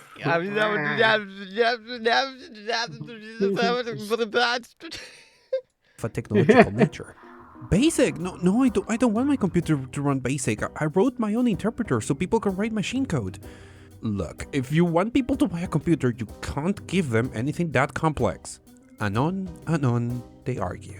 Up until his last interview around 2014, Chuck insists Wozniak's status as the inventor of the personal computer is absurd, since he did not seem to get what people actually wanted to buy. His mouth is so To tiny. say that Woz invented His the face is so computer interestingly is shaped. just not possible, right? He just couldn't have, right? Because he didn't even get what people were going to buy. He says that I learned something from him. I didn't learn anything from him. I didn't need to learn anything from him because we went out and bought another little board from somebody, and then we went back and designed the board from scratch up. We didn't need anything that Woz had told us. Damn, that must have been one hell of an argument for them to continue talking about it more than 4 decades later. Either way, the Apple deal was off before it even started. With Apple out of the picture, they needed to move fast and eventually settle with buying a device developed by a friend of Chuck for apparently computerized sprinkle control, which they deemed they could adapt fast enough into a computer. Go figure. Time was running out because the deadline for meeting the client of this project was right around the corner. And that client was a chain of stores you might have heard of before. Radio Shack, Yeah. a legendary electronic retailer that will sell My grandma anything used to from work for electronic Radio Shack. components for I hobbies love to Radio Shack. But Radio Shack Oh no, I just realized something. that will sell anything on. from electronic This footage is from their attempted reopening before they actually straight up went defunct. Yeah, where they did the Super Bowl ad where they said the 80s wants their store back. Yeah, this was after that redesign. components for hobbies to radios. Yeah. They all became Sprint stores too. Yeah. But Radio Shack executive Well, the one that I was near became it became an AutoZone, and then another one became a Sweet Green. So were The one near worried me that they were became starting a- to be a- left behind by specialized stores thing, I think. selling computer kits. that's more useful. John at Roach, least. an executive in the company, was tasked with finding a way to get Radio Shack back into the race. John had reached the same conclusion as Chuck. The future did not lay on computer kits to assemble, but on mass-produced computers ready to plug and play for the mass consumer. But this was a sophisticated project that needed a technological partner to create it. So they had reached out to Commodore to get it developed, which had ignited this whole race. January 1977, CES show in Chicago? That was the last time before they moved to Vegas, huh? The meeting with Radio Shack initially started well. Roach was convinced enough by the prototype to approve things moving forward, but Jack always uses every opportunity to gain more leverage. Say, John, if this project moves forwards, both companies stand to make a lot of money, wouldn't you say? A computer in every Radio Shack? How about we sweeten the deal a little bit? What do you have in mind? How about you have Radio Shack make a larger order of Commodore calculators? This was a miscalculation. John Roach had already seen the writing on the wall Man for the likes his calculator money. business and was only interested in the computers, but Jack was relentless. The deal was off. Worse even, Radio Shack's holding company will go on to produce the computer themselves. And inside it was not a MOS 6502, They but made an the entirely Tandy. different, inexpensive microcontroller built by a new company called Zilog, of which I dedicated the last video. MOS was no longer the only low-spec microprocessor game in town, and if they were not careful, the revolution will start without them. After all the effort, all the struggle, it seemed like the project had been for nothing. Except a miracle had happened. During this whole process, Commodore had intentionally leaked information and photos of the computer to a magazine, and immediately Commodore stock prices had doubled. There was mass market demand for this thing, and so, to the relief of everyone, he allowed the project to move forward. Commodore will release the computer themselves. The first West Coast Computer Fair was set for April 16, 1977, and it will be a show that will indirectly change the world forever. The ready-to-use home computer for the masses was no longer a dream. On one booth, the Apple II by Apple Computers, a revolutionary product that will propel Apple into $1 million company and create an entire game industry. On another booth, the Commodore PET, the first of many computers by Commodore. The home computer was here to stay. In June of that very same year, Atari revealed the Atari 2600, the device that would create the idea of what a home video game console is, an idea that will persist to this day. And inside every one of these devices was a MOS 6502, the original low-spec processor, the invention that helped bring technology to people. Chuck Peddle and Commodore will continue to have fascinating stories in computers and video games that will easily cover many other videos, but the story of how one team of engineers believed that simpler, cheaper technology was the road to advancement is maybe something we should keep in mind even today. One extra piece of the story is that in the process of getting this computer working, Chuck clashed horns with another computer legend at the time, the one and only Bill Gates. And how Chuck will actually get Bill to make one of the biggest business mistakes of his whole career. So that is the story that I have chosen this time for this month's episode of SideQuest. SideQuest is a show where I explore tangential stories from these videos. So, if the main video is about how the Nintendo DS was supposed to be a vastly different device, this SideQuest episode is about the one Japanese company that glued together its own prototype to make a hit game. And SideQuest is only part of the exclusive DS high-quality prototypes were content I literally am like 2 uploading to GameCubes. Nebula, Glued together. a streaming service put together by creators for creators That's so we very can powerful create our even best for content a without dev dealing game. with the limitations of YouTube. And one of the secrets of Nebula's incredible success has been Because apparently developers did not know what the final hardware would be. So they just knew it needed would to have just 2 do something screens. that fucking popped off as hard as they could. Mhm. But anyway. Oh, the next one's about a tiny chunky laptop thing, boy. Oh. Why is this video unlisted? Why did this video become unlisted? I don't mind. Let's watch it though. It's so chunky. I love the I love the adhesive feet that he stuck to the bottom.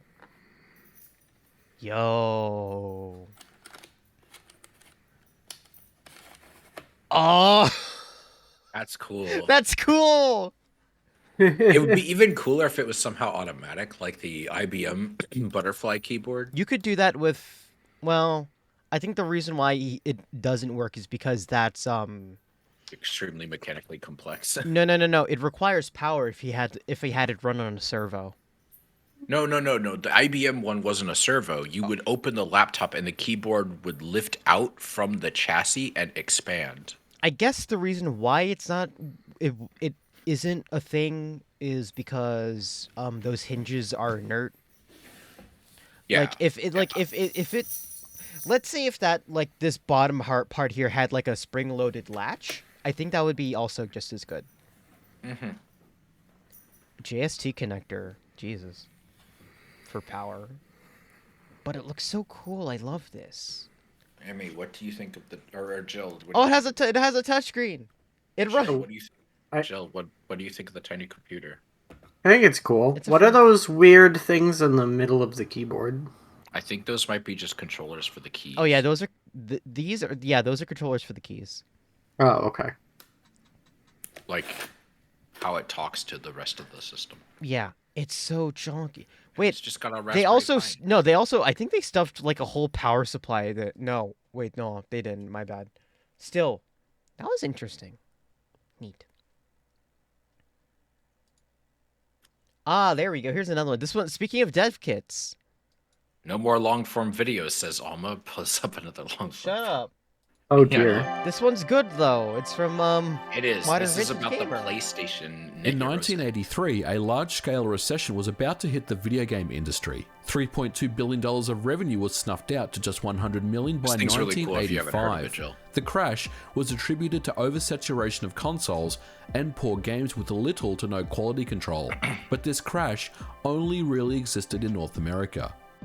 Over in the UK, the video game industry was thriving. Thanks to home computing, the crash didn't exist. Game consoles like the Atari VCS weren't popular in the UK at all. Instead, it was the ZX Spectrum, the Commodore 64, the BBC Micro, and Amstrad with the CPC line. Home computers have one major advantage over game consoles. They are an open platform. By simply turning one on, you are greeted with a blinking cursor. The machine was yours to explore and write code on. And with an assembler or a machine code monitor, you could hit the hardware directly, get access to the chips, the registers, peek and poke memory, see what the machine was capable of doing, maybe even write your own games in the comfort of your own bedroom. You didn't need to have a formal computer science degree or work for a large computing company. You could do it yourself. Many computer magazines at the time would provide listings of source code for small games. Painstakingly, you'd type them out, save them to cassette and then play the game. You'd get bored of it after a few minutes and maybe modify the game to add some cool sound effects or graphics. Yeah, so you'd be learning to code before the without internet, you even knowing. literally At the time, rewrote publishers the such as source Ocean code from a Software, magazine. Codemasters, and Mastertronic. Oh yeah, I paid remember money hearing for about games. that in The the Bedroom Coder is part of the Super fabric Bunny of Hop the video. 80s home computing in the UK. Well, that was Many more, I industry think, legends got their East start Germany, from the but magazines the West and had to coding struggle out with of their that too. bedroom. Yeah. Grassroots homebrew development would push the industry and drive innovation in games. Back then, programming was accessible and making games was fun. But eventually, 8 and 16-bit home And now programming is hard to get into, and games are not fun.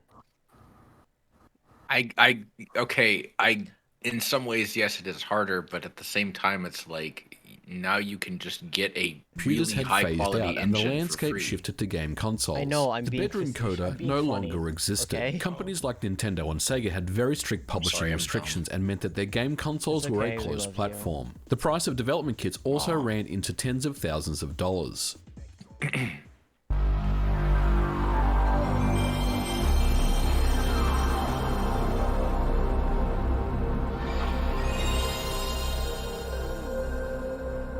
Such a good little boot. I miss console boot animations. In 1997, 3 years after the launch of the PlayStation, dead. Sony introduced the Net Yaroze and aimed to bring back the bedroom indie coder, but this time it would be on a console. The Net Yaroze allowed amateur developers Bedroom a chance to code coding? and write games on the hottest game is that the consoles official on phrase? PlayStation hardware. Yeah, bedroom the same coders. system that ran Ridge Racer and Final Fantasy VII.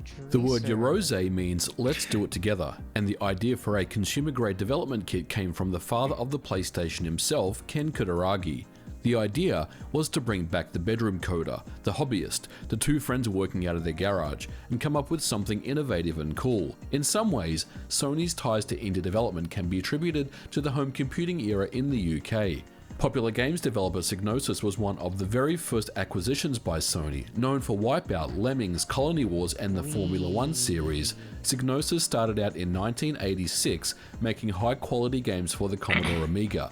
But the core group of coders in Psygnosis all originated from Imagine Software, a very well-known British game developer that quickly rose to prominence but under mounting financial pressure closed its doors in 1984.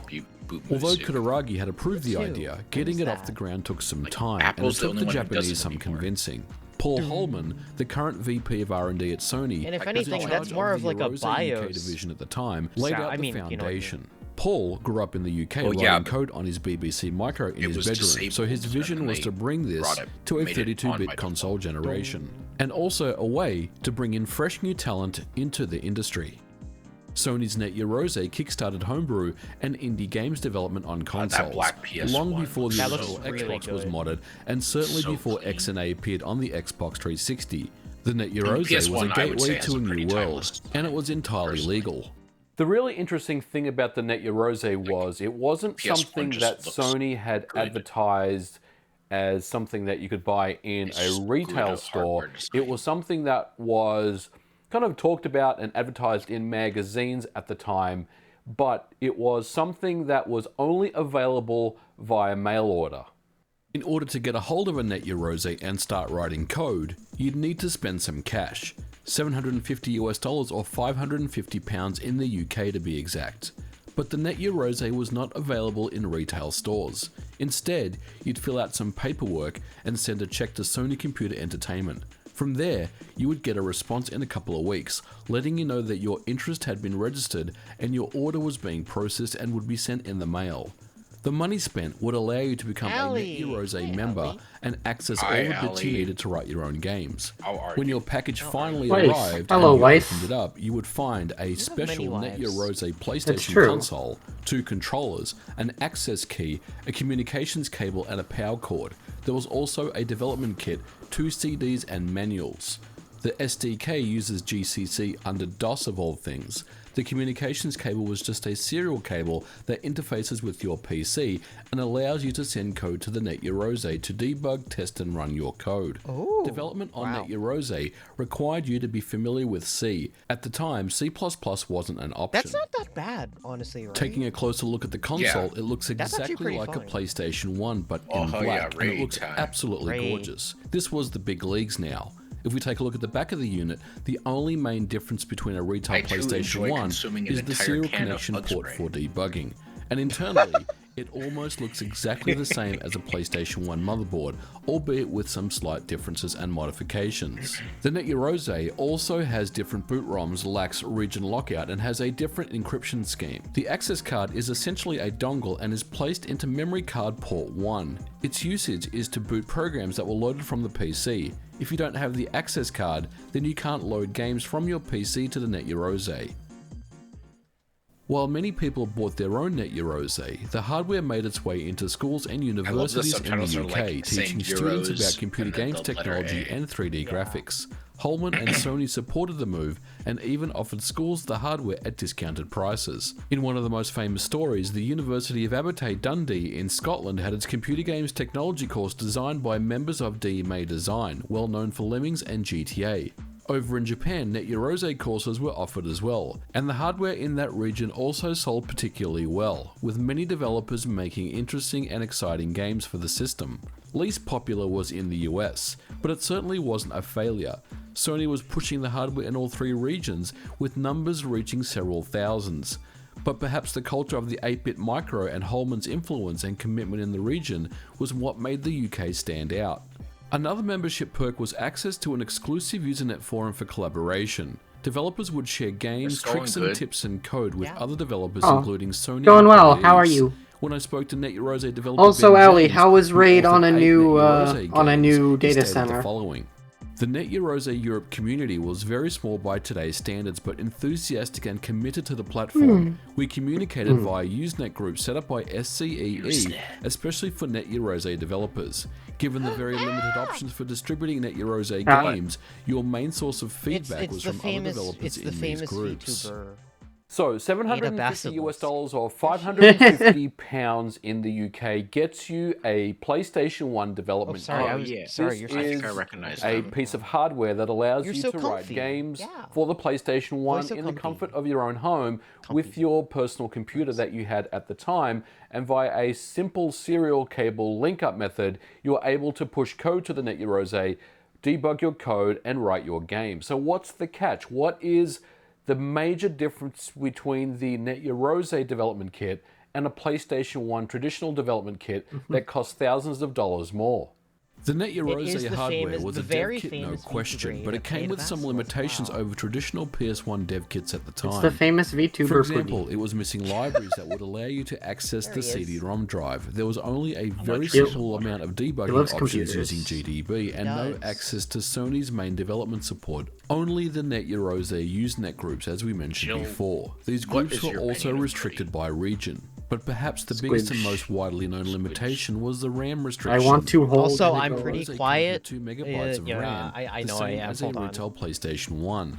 But by design, you This couldn't may play be painful both for CDs, friends, so and the just be aware of SDK this. has Hold no on. way to access the Oh, I've got you CD-ROM on drive. 200% in Therefore, the Discord, games developed were so I'll limited just to lower fit you. into the 2 Oh, I megabytes am? of RAM available. Wait, how do you do that? And there was no simple right way to click stream someone's assets from the picture CD. and then Oh. This the restriction volume only select. Yeah, hold on, allowed I for didn't- games I and didn't know demos to that. be developed. Oh my But god, even Discord with must have been limitation hell in for you, place, friend. there was Oh, still I'm some sorry. impressive Yeah, no, stuff that was I being upped my done. gain a little bit. So Is this back better? in 1997, if you had a NetEurose set up in your Yeah, you sound bedroom, good to this me. is Okay, good. typically what it would look Hopefully like. stream Obviously, just- the Why flat did- screen why did panels this oh, weren't wait, really no, a I know thing why. back then. So just imagine this set up with 2 Wasn't CRT looking at my monitors or face. displays, but essentially your PC. I just up, is where you'd yeah, be I just writing upped myself code by like on, 5 and decibels then you on the would be gain, so that should be transferring better that now. via the serial cable Yeah, now I can over have to you the at NetEurose. 170. There was a particular program called Cyocons, which would then just transfer your executable and your DAT files over to the NetEurose for debugging and testing purposes.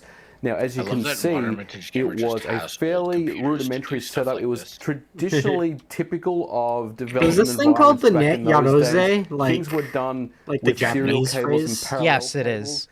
But this was essentially the kind of the bedroom style indie setup that you'd be using if you had a NetEurose setup back in 1997.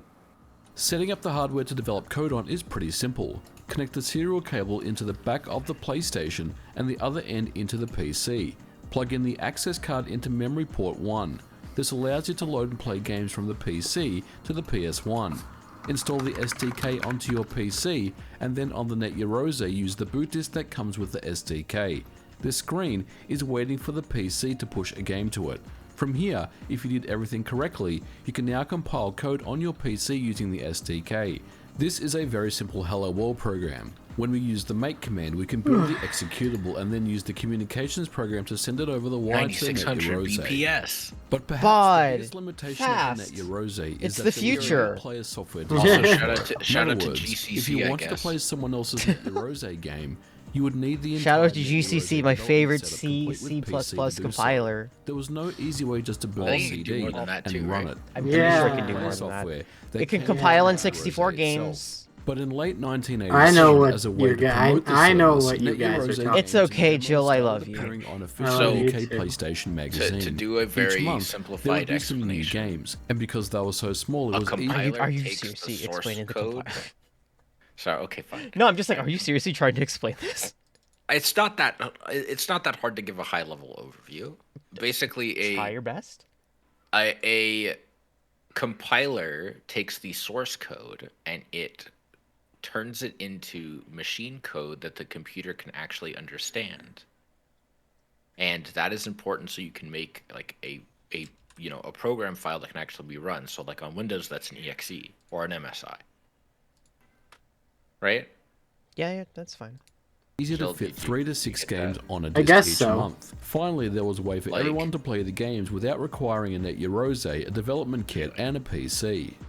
It's rumored that there were thousands of games and demos made I'm on the just NetYero. stupid. Most of them weren't. No. There was some I'm- impressive standouts. Hover No. Racing was I inspired know, by F-Zero I and know. Wipeout. It's Developed by like, Satu think of a Tomigasu, source it's a code fast like a game that runs recipe. at 60 FPS, No, you're and not. has 9 tracks, The 4 compiled vehicles, code and even 2-player is split like a screen. cake. All of this fits in 2 megabytes of the RAM. compiler is Another popular game the was tools Terra used by the Incognita, chef a to Japanese turn the RPG recipe tech demo developed by into Team a Fatal, cake. led by Mitsuru Kamiyama, who later became the director of Final Fantasy Crystal Chronicles for Square Enix. Kamiyama-san saw an advertisement in a magazine and bought the hardware even though he couldn't afford to keep the electricity on in his home.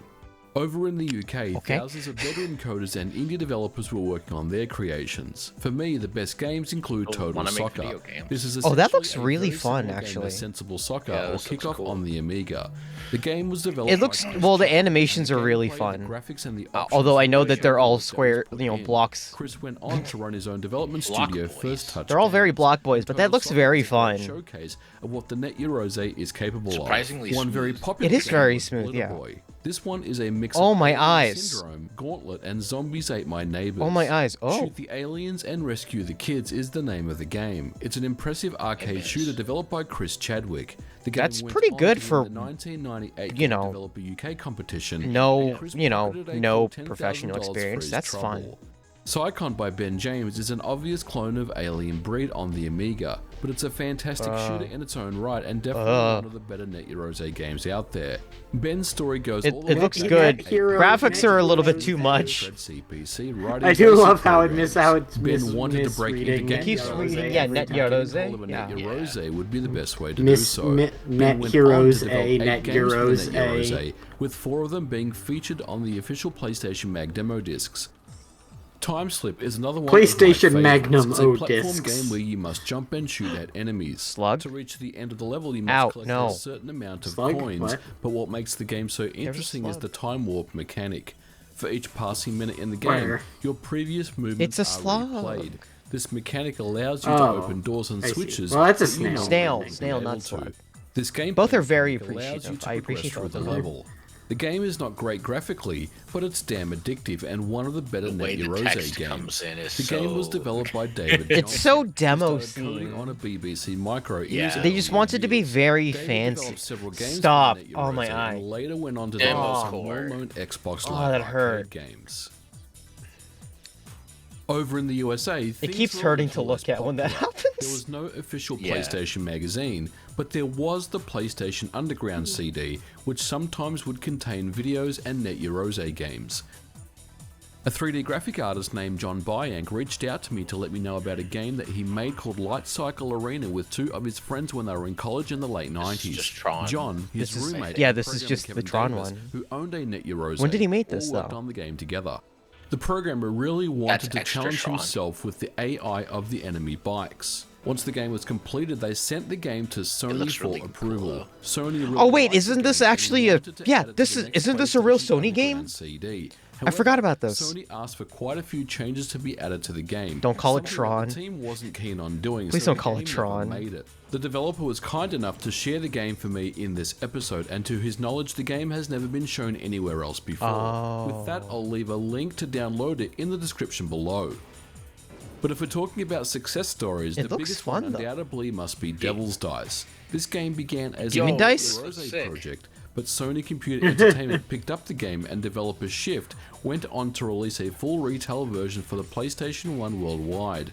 Shift later went on to develop the God Eater series and more recently Code Vein in 2019. Oh wow, that's I heard other talk stories about from humble developers origins. that the Netgear Rose was what got them hired in the games industry, and that's exactly what Sony was looking for.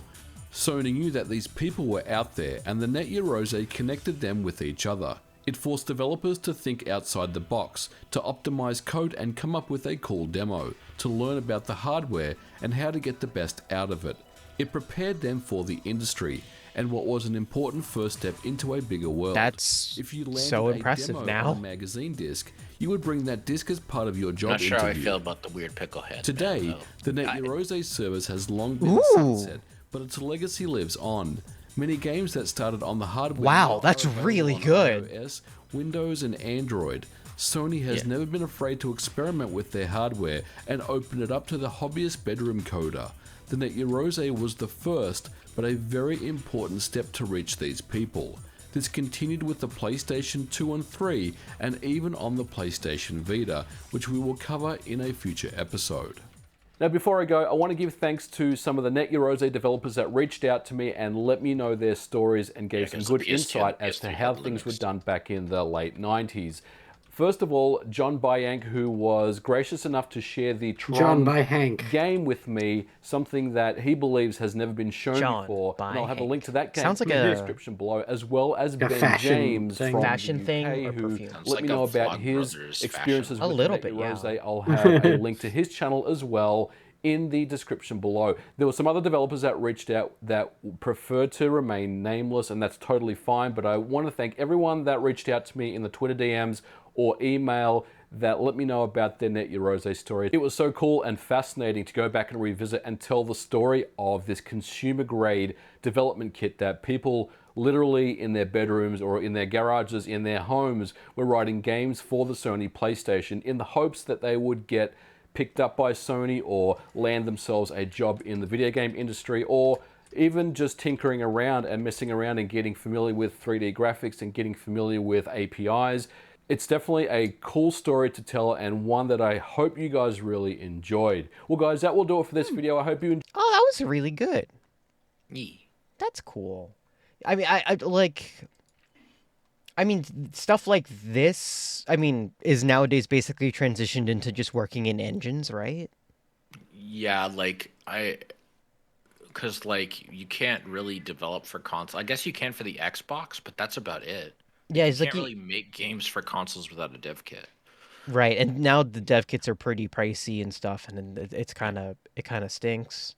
And I know technically this wasn't a dev kit. Like you couldn't just make a game and put it on any PlayStation. It could only run on other Netgear Roses unless you were part of that PlayStation Underground thing, which required Sony's blessing. But still, like this was deliberately limited so that it would appeal to the bedroom coder type. It's still very good though, because it's still like this. I mean, it's like, you know, it's the dev kits, it's the dev boards, just, you know, the cheap dev boards of yesteryear. Yeah. You know? Yeah. Yes. Okay, let's see here. That was cool. I like that. Next video. Okay.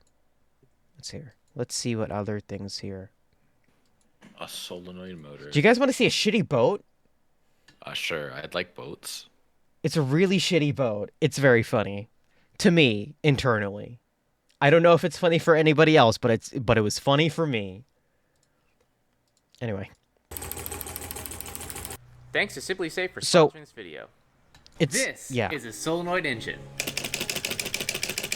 This is probably one of the worst performing electric motors you can build. But let's admit, these are extremely cool. They basically function like miniature gasoline engines, you know, with the timing, the firing of the piston, or solenoid in this case, to stroke the motor and make it run. If I can stop turning it on and off. I've seen plenty of these things on YouTube. V6s, V8s, crazy single cylinder ones like this, all sorts of fancy little motors, but I've never seen people put them in something to do work, because I want to see if these engines are useful for making any sort of work, or moving anything, flying anything, or boating anything. We'll probably work on the flying thing later. I'm going to build this engine and put it in a boat. Well, See, I think this part is funny just because of how just inefficient this is, and they still want to try doing it. maybe not this engine. We did start with this single cylinder first, which I will share the files for so you can create one at home. Because I've never built any sort of engine type of contraption, and this is the first for me. Also, for context, solenoids are basically electronic. I would say like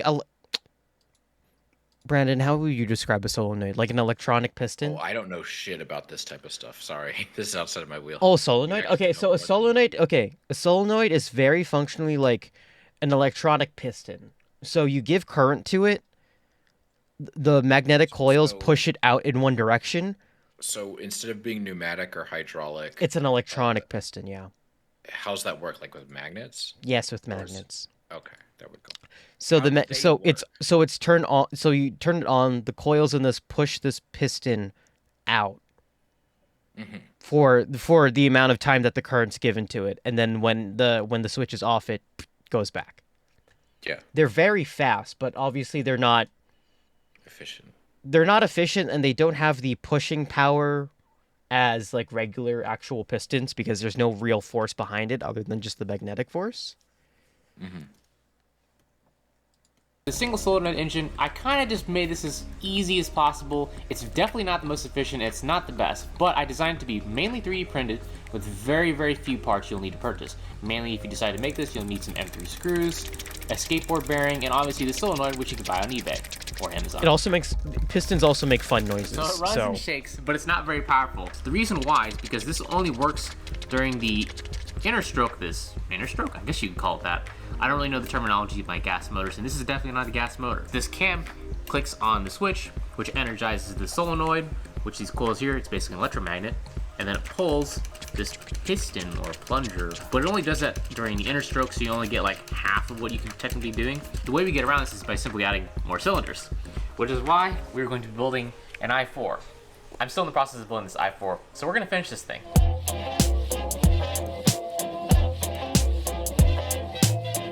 Goes.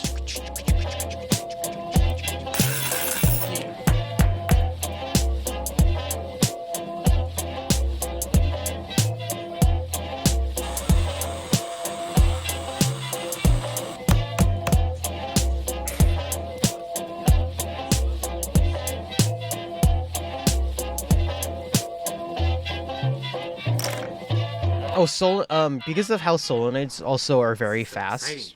Turn it on. And like electronically powered, they're meant for like inefficient engine that has no practical. I mean, they're used in like pneumatic systems and stuff, like purely stupid to control a valve or something, you know, stuff like so that. What we got going on here is we have this inline 4. I basically have the cylinders firing with 2 up, 2 down, so we only have one switch touching this cam. The operation of the cam is to click on the switch and click off the switch. Not turn off the switch, click off the switch. Because when the switch is in the off state, it actually energizes 2 of these solenoids, causing the engine to fire using only one switch. Alright, there's one way to find out. Let's turn it on. Nothing yet. Let's add a little more power. It runs! It runs! It actually runs! Oh, that's so cool! Oh, it actually works! Look at the little sparks on the switch. You see that? Oh, this is so cool. It sounds awesome. Turn up the RPMs. And let's turn it off. Alright, let me see how warm it is. It's such a silly little thing. Man, this is so cool. I don't know why I'm enjoying. Not even just the timing or anything. I don't know why I'm so enjoying it. So as you can see, once you reach satisfying top, mechanical when this plunger's all the way in, the relay. It does. It satisfies. Well, it's pistons, you know. It satisfies my piston brain. It goes, and that's all I care about. This is one side of the contacts. So now this one is at the lowest part of the stroke, which pulls it in because it's an electromagnet. And by the time it gets to the top, the switch is clicked again, and then this one is being pulled up, and vice versa. And that just happens really, really fast over and over and over and over and over and over and over, thus making the engine work.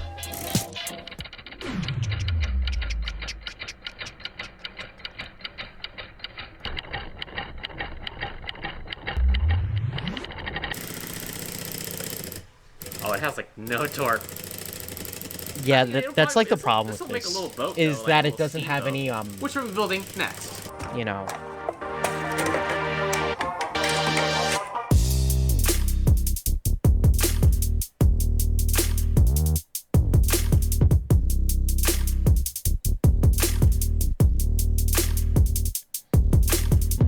Boat making.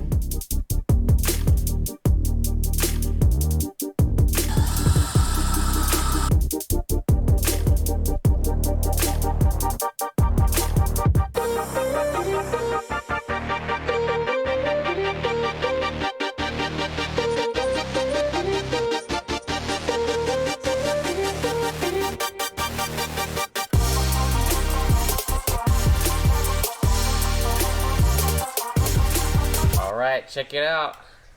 It is done. It is ready for the water. It's probably gonna be terrible, because I really don't feel a whole lot of torque here. Check this out.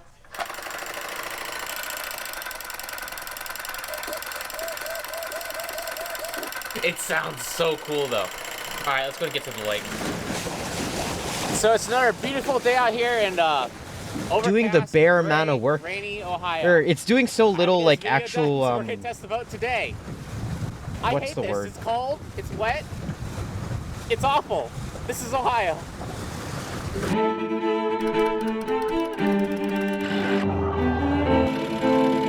Look at it go. Look at it It's actually go. working surprisingly well. It's very slow though. And it's putting there's so much effort going into like the the solenoids going. I keep calling them pistons because that's what they're usually that's what they're actually usually. Actually, it didn't quite go that well. Uh-uh. I'm not sure if cold weather affects anything, but this is the first time it's been outside of the shop, and the solenoids are so weak. Let's go back in the water. Oh. Come on. That's unfortunate. I need warmer weather. I definitely want to get another camera angle here, but quick shout out to Insta360 for sending me these cool little cameras. It's very small and works well. A GoPro would not work well in this boat. That is very tiny. And it's waterproof.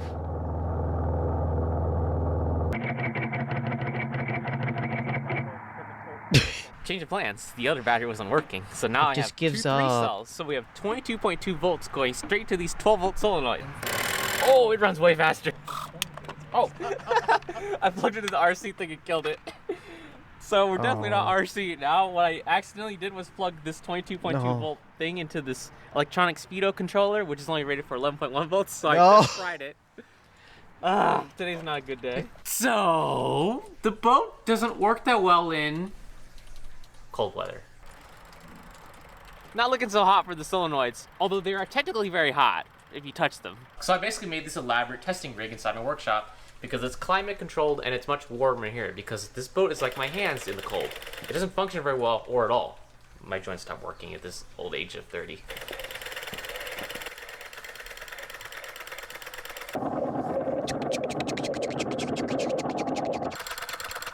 Mo, would you like to be a solenoid?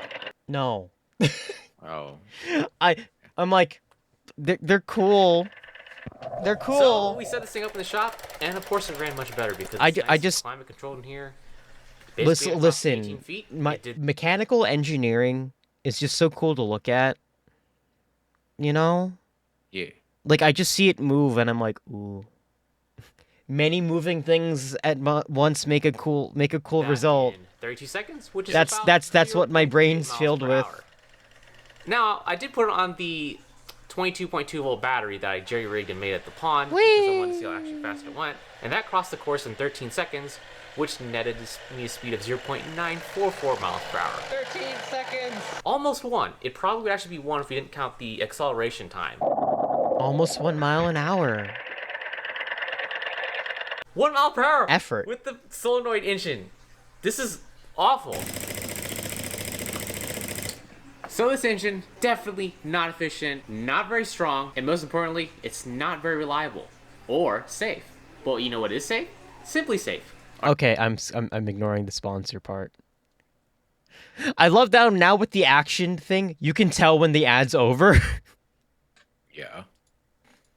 are very terrible engines. There's a reason why nobody ever does anything cool with them. They're just little desk trinkets that you see people make and display and make plenty of these YouTube videos about, but unfortunately they're just not very good at doing work.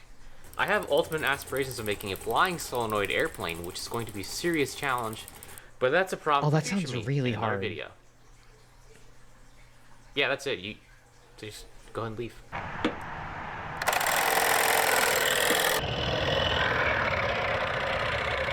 Go, boat, go! Look at it go! Hello. Hello, look at the boat go. So it takes 22.2 volts to get anything useful out of it, and even then it's abysmally slow. Alright, let's see how it measures up. Oh god, feels like it's slowing down. I should grab it before it stops working completely. I think I see the solenoids discoloring. Did he burn it? Oh my god, did he burn them out? I can't tell if it's hot because my fingers don't work. Or maybe the switch burned out. Well, the solenoids aren't too warm. Something set on fire. It's like, nah, it just doesn't work anymore. Oh, do you guys want to watch a Dank Pods video? Sure. Sure. It's about what, a half an hour yet? Half an hour left or so? I mean, it's the week. Like, are you busy? Like, because I usually, this goes for as long as I care for it going. I'm starting to get a little bit, like, tired, I guess. Speepy. Mm-hmm. You cute little speepy. I think, how about let's go checking through maybe the shorter videos. I think I have these instead. Yeah. Sure. Because we got really close with the, Oh, you want to see something scary? Like, actually, this is better. This is scary. In, like, an interesting way. Hmm. Look at that. It's almost Eastern, and instead of an egg, I find a keyboard. Isn't that nice? Oh, I understand why. This keyboard has an Easter egg. Fear. There's a fucking Geiger counter in it. Detects radiation. Fear? It detects radiation. From this close cell tower, in this case. Oh, so it's harmless radiation. Especially under the right angle. Joking aside, I already owned it. And I also own this one. Oh. It can detect these waves even in my house.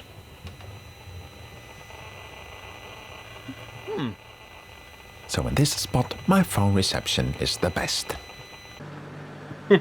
A good way to see if your keyboard can detect anything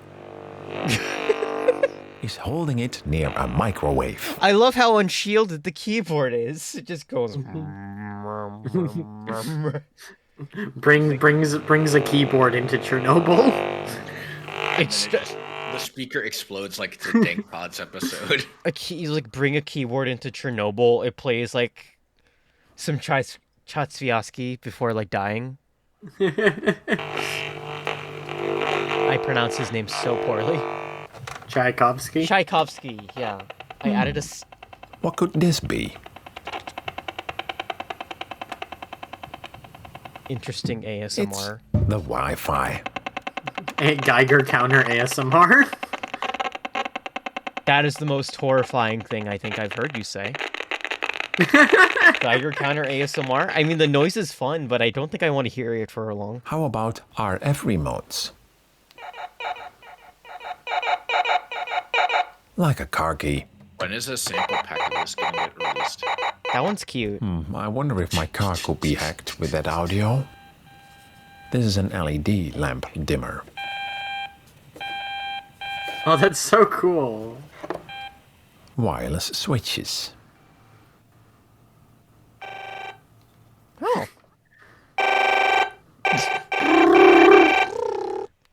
It's excited. Before you get scared about being bombarded with radiation, it's been around since before anyone alive was born.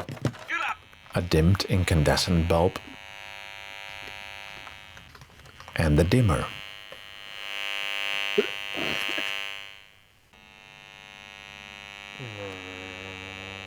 And don't forget this radiation. Oh, the good radiation. Well, AM radio isn't what it used to be.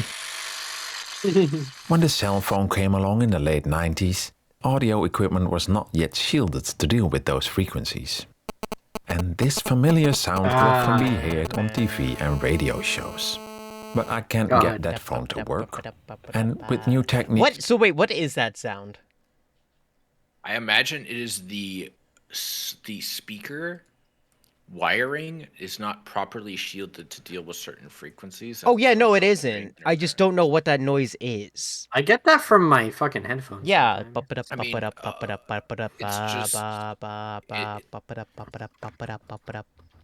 I mean, because like sound waves are getting converted into electrical signals, which are getting converted into radio waves, and the radio waves are getting picked up and converted into an electrical signal, which is getting converted into sound. It's just since it's raw and not decoded or anything, it makes noises. It just makes random noises. Well, in that case, I would just get like a ground loop isolator at that point. But also, here's the sad thing. Come new sounds, I guess. Oh, phone.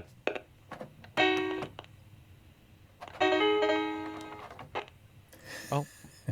A decked phone is one rather nasty one. UVB76. Looks like the phone isn't even generating this. I was right, it is you. Oh. Handset, excuse me. This is a radar from a ship. I was right, it is UVB76. So it seems to detect radio waves and microwaves. Conclusion, detect where the if your nearest keyboard makes microwave is. sounds when it shouldn't, there's Finally. a chance there's a strong radiation source nearby. But not necessary. It could also just be the way the circuitry works.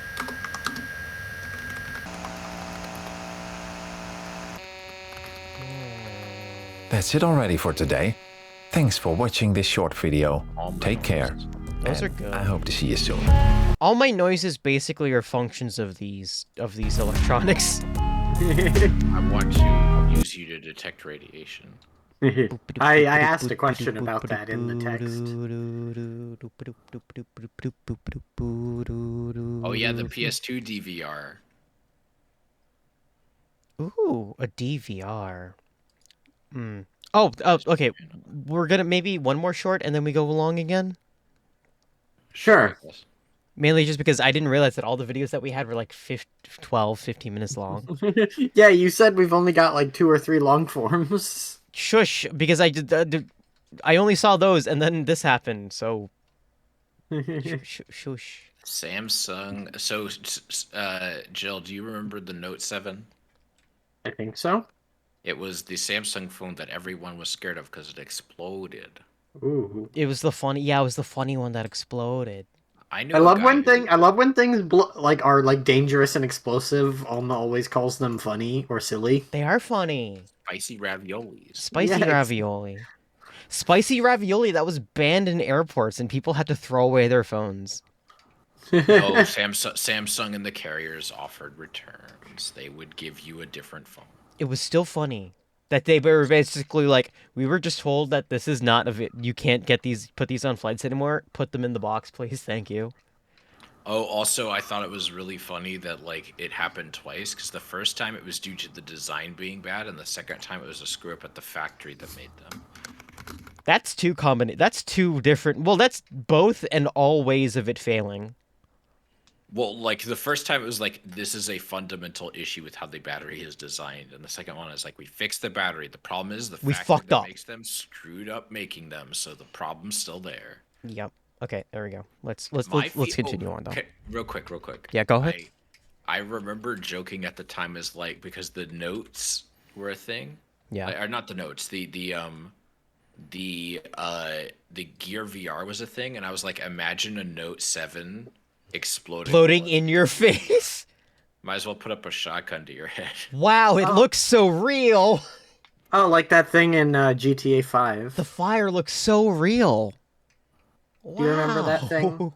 Oh yeah, there was a mod that like added the Note 7 to replace the sticky bomb in GTA. Well, no, I'm talking about how in GTA 5 there's a mission where you set up a bomb in this like prototype computer and like not Mark Zuckerberg is on stage like giving the presentation and you blow it up as he's got it to his head?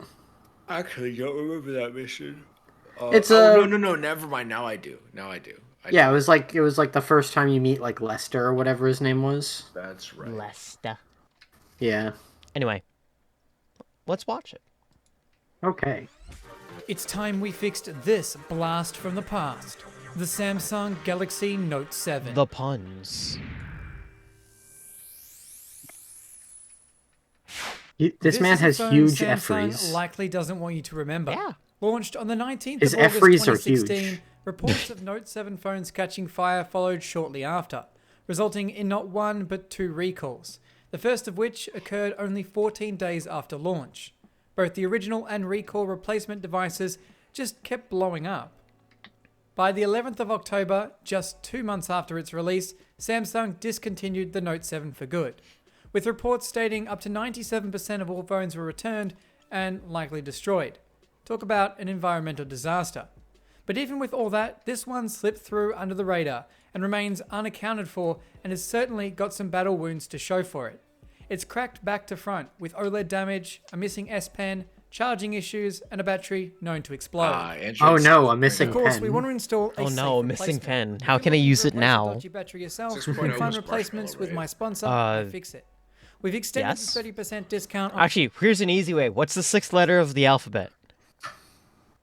Well, F. no, because they weren't all just the full version numbers weren't always. Yes, it was. No, not always. That's not true. Kit Kat and Jelly Bean were both in the 4 series. Oh, fuck. Kit Kat was 4.4 and Jelly Bean was like 4.2. Oh, what's Marshmallow? Hold on. Oh yeah, no, Marshmallow was 6. Yeah, poggers. all batteries in the Australian store for a few extra weeks, with genuine parts from Motorola and soon Samsung and Google. So make sure to We visit love ifixit.com/uJeffries and use the discount code SPICYPILLOW at checkout. Sponsor Almo, please. The charging That's a issues good- is the reason this that's actually a phone very has good remained coupon in my code. repair pile for over 2 years. I The just coupon- didn't know what was the causing coupon it. code was While the Spicy device will Pillow. run from a battery, the percentage reported Yes? is erratic. Just From think about gaining how the 50% idea of a charge in just phone few with a seconds, stylus quickly is so draining dumb to right me. 0% I'm sure and it staying makes there sense, for but to 5 me it hours. just seems so weird. Either Who way, wants a it would never reach stylus? 100%, no matter how long you left it on the charger. What? Battery applications estimated the capacity from over 12,500 milliamp hours to negative 176. With my other Note 7, it also had charging issues, that was but was from common a software update from Samsung to Oh, prevent it from charging Jobs. above 60%. A downgrade right. fixed that issue and allowed me to fully charge the phone. But the Black Note 7 has something deeper at fault. Seeing that As I had battery no percentage idea what shoot was up like causing that it, was I sent the board over to genuinely someone who terrifying. specializes Yeah, no, it's fucked up. Like like obviously the big worry thing here, like the reason like they did so many things to make sure that people would not fucking use this like after a software update. What? Because they like basically told you shouldn't fucking use this phone, blocked it from charging to a certain percent, and then like a lot. Oh my gosh, it's a moth. Hello. A moth? Moths are cool. It's Lunifera, Flowlight, Oh, my favorite moth. Hello, moth. Hello. Lamp. Where's the lamp for you? I don't. Moths are some of my favorite VTubers. Moths are some of your favorite several things. We got a. Shush. There's a light for you, my friend. Channel. Please stay and be comfy. does inboard repair. I Federico literally have found a the battery guy connector was damaged. Oh! What? Oh no, danger. That's the battery connector. No, it's like it's cracked in like half. No. It's not supposed to look like that. No, it's not. Bad. Dangerous. What were you saying, Bandon? I was just saying. I was gonna say I have there's a friend of mine has a follower who likes moths a lot, and he literally the first time I was rated by her, he went in my chat and he said, "Yo, do you like moths?" And that's all he talks about. He talks about moths. Yo, do you like moths? It's great. I love him. His username is Mothy. That's very cool. He's in the DMs of that one artist that drew some moth stuff. You know the one. Which one? Alma, you know the one. Which one? Okay, I'll send it later. Don't worry about it. I can't talk about it. Is it like the popular one? Like the super popular one? The one that's kind of dark? Yes. Oh, dope. Yeah, I he's in her noticed it looked DMs. weird at the bottom. Oh, the but one you assumed it sent was me by that one design time? To prevent Can I batteries see? from Let me being see. plugged in the wrong way. Only once under a microscope you can That see it's spooky cracked. monk. Yeah, that He spooky sold it on a moth. new connector and charged me $134 for the job and return shipping. You might wonder how such damage occurred. When I received the phone a few years back, it didn't have a battery installed. What I found instead was just its cable. I'm glad it doesn't Someone have a really battery ripped it out of the installed. phone. A poor decision for any phone, but even more so for a Note 7 battery. Oh, that was Whoever your ripped that battery inspiration. out also Neat. damaged the Oh, socket. nice. Everyone. After receiving the everyone phone loves with the that. new battery Everyone connector, I loves that reinstalled a moth. battery and charged it up. As the current battery is known to deliver explosive performance, I have it in a metal The puns make it stop. container. Just in case. Just in case it sets on fire, I've enclosed it in this. An hour or so later, it reached 100% successfully. Something I've never seen it Black do. Sclera is good. With Black the charging Sclera is issue very finally good. resolved, it's time this phone gets a makeover. Along with changing the display and back panel, I opted to also change the colorway to blue and gold. Along with the matching I think my S Pen, two this favorite Galaxy types of needs weird one thing the sclera most, are black a safe sclera battery. and then like And no for that, I've sclera, chosen like a how lower like some capacity characters, especially in like 3200 comedy mAh stuff, will aftermarket just have battery. like, you know, This is the one phone you actually eyes don't without want any a sclera genuine on them. original Like it's just capacity a battery for. color. Next What to it part is is an the original sclera again? 3,500 the whites of mAh your battery. eyes. Despite the difference in capacity, the new battery is slightly smaller, allowing some breathing room for the battery. This was not something accounted for with the original, and is believed to be one of the factors to the phone's issues. With all that, it's time to get the new parts installed. As I've opened this phone before, no heat or prying was required. I was simply able to lift up the back using a plastic pick. Once inside, I'll unfasten all the Phillips screws holding the wireless charging and speaker in place. However, one screw is missing. It was like that when I first got the phone, but we'll find a replacement for it later on. With those removed, we get our first look inside the Note 7. It looks very similar to the S7 Tomoko's Edge, girlfriend? which was released What does the same Tomoko's year. girlfriend look like? One noticeable What's difference what does is the that S Pen mean? holder on the left side. The first thing to come out is that unsafe battery. I purchased it from AliExpress to test this phone, and it's Why do dated from people use guitar 2019. picks? I think that's just been added on there to make it They're look not newer than it pointy really and is. they're made of Regardless, plastic and the they're not so for they sale bend. text doesn't instill a lot of confidence. So the idea is that the pick will bend first before any metal or plastic in here. That would be very bad. Mm-hmm. Once it's out, all the flex cables can be detached from the motherboard, as well as the two front-facing cameras. Proceeding, I can take out the SIM card tray and unfasten the two Phillips screws securing in the motherboard before removing it from the device. Oh, are you talking about Watamote? I didn't know Tomoko had a girlfriend. With the board out, we can get a closer look at it. This happens to be a US model which is packing a Snapdragon 820 processor, 4 gigs of RAM, and 64 gigs of storage. We're not quite done with disassembly just yet. The charging port and headphone jack are next. Unlike the S7 and S7 Edge, the charging port isn't attached to the navigation buttons. This means it can be removed without taking up the display or doing any soldering. Up top, the sensors can be removed along with the vibration motor.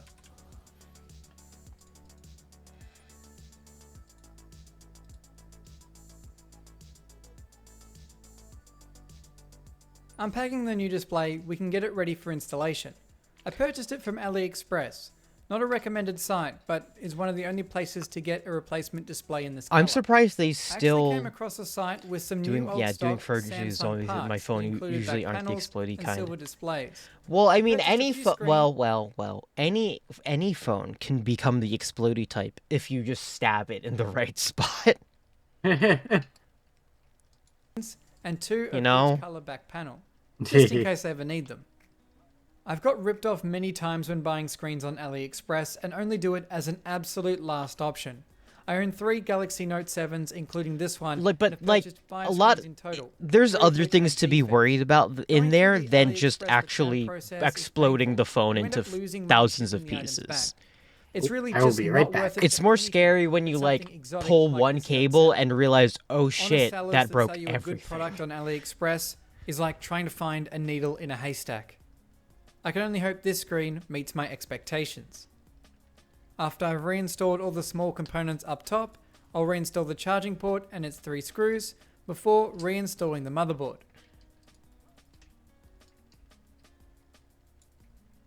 After it's positioned into place, I can begin reconnecting all of the flex cables attaching to it. As tedious as this stuff is, I do very much love it every time. Whether that be like looking and doing After this the two or front-facing cameras are installed, it's time to or plug in doing the it battery myself. I and mean, see like if I did a this stream Galaxy Tuesday Note about 7 fixing stuff like still this. works. It's a terrible prank on society that they Thankfully, put the that camera new display under the actually component and works. dig all know No where to touch place it, issues, given no how easy those burn-in, things and break. working S Yeah, input. yeah. It's an I'm AliExpress surprised miracle. because I've At this point, That I always test the phone happens. using usually I see the Samsung's built-in screen breaking diagnostic more mode. so often on But the phone, unfortunately, not the this is a camera. US Verizon You mean like phone, you mean the and that back function's end? been disabled along with most other dialer codes. So I had to test everything manually. But with everything functional, I can continue reassembling the I phone. can't think of any time I've seen because the The cameras usually battery have will need to be sapphire properly glass, which is installed, really hard and to break. do that, I'll need to remove the Oh, plastic protective not all of film them. from They the all have like adhesive Gorilla Glass before stuff. attaching the battery. And also, really, just the real thing about it is just if you put enough force on it in an incredibly small area, it's you fuck it up so bad. You've broken. How do you break 3 cameras? I'm not asking in like a mean way. I'm just very curious because I've Also, never is had it- this happen to me. Also, is this 3 separate phones? Or one? and a Is it 3? camera? Is it one camera 3 times, or is it one phone 3 cameras? Oh, I was gonna say, is it like the iPhone like 12 Pro or something where it has 3 cameras on it? That's what I was thinking. Yeah. Anyway, dropping the phone. Anyway, well, okay, yeah, fair. Dropping the phone Kind of is. surprised because like when phones drop, they tend to land on their sides, not the front or the back. Oh, it's either the sides or the corners, Yeah, right? So. but it can happen. Into place. Mm-hmm.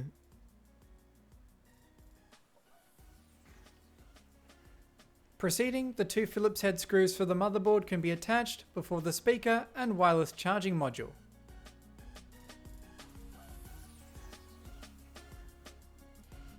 But yeah, like each phone is different in how their assembly is some form of With one nonsense. missing screw, So. it's time to go through my loose screw box and pull out something similar. Except What I the fair found was a phone. screw from a different model with the Yellow. same length. Yellow. After it's installed, the internals of the phone We can don't be get the cleaned fair off phone to in this remove any country. dust. You don't and get. Well, you fingerprints, could just buy it. primarily from the camera But it lens. won't work on all After of the which, network I can stuff remove it the needs protective to, film from the so adhesive it on will the new perform back panel worse. Okay, and fair. from the camera lens before attaching it onto our Galaxy Note 7.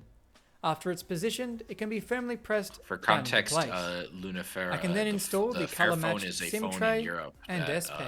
You can every The last part thing can left be to removed do with a is phone remove the screw. plastic protective film from our very new good. That sounds nice. It is. Can we show and the rear people? glass. Do you want to watch the? Yeah, of course. Also, ASMR peel. Hold on.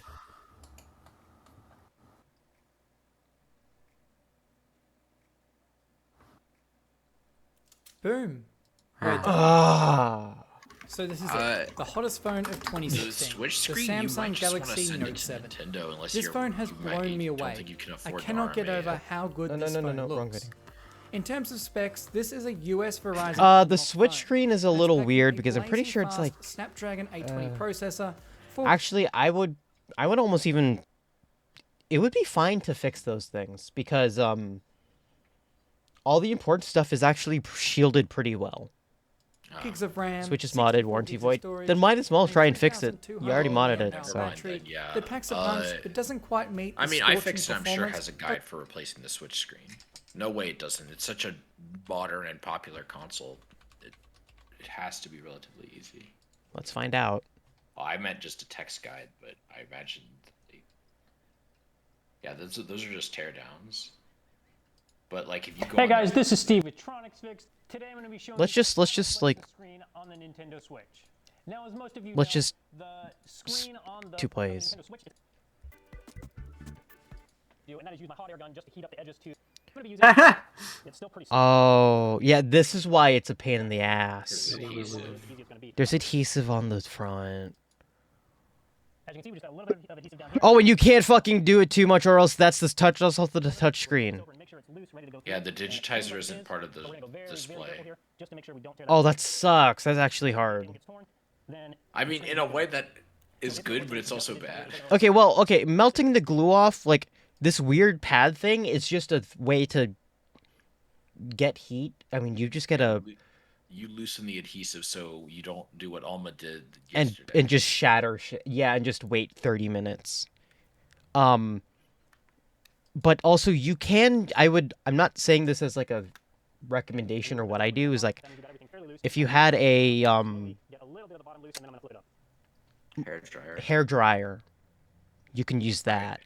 That you'll need to be careful. But you'll have to be very careful with the hair dryer. Yeah. It can potentially damage something, but if you I'd say keep it on like cool or something, or maybe just like have it on a low speed or just be really, really, really, really, really patient.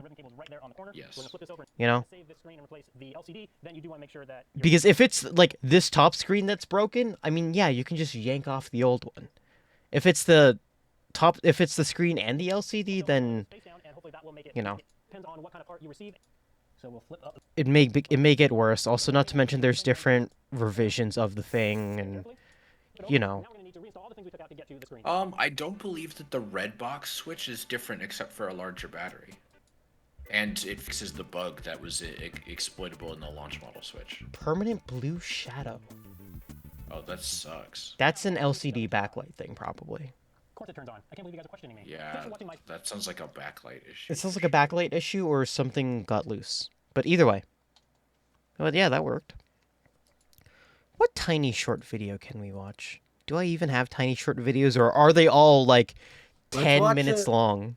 You should, I don't know, a half as interesting video or something. Those are all 5 minutes long. Those are all good. Yeah, you're right. Just look it up and see if there's anything you find interesting or thematically relevant. I think the part of my... That one just sounds funny, so I'm very curious. Some of these are like, I could answer in like a single sentence a little bit, and I'm like, yeah. Like, why is almost every microwave by the same company? Because that's how monopolies work, dipshit.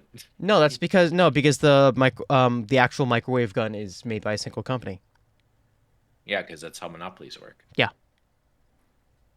The fake engine noise pumped through your speakers that only applies to electric vehicles. But we need to send Jill the technology connections video of the microwave that he looked at.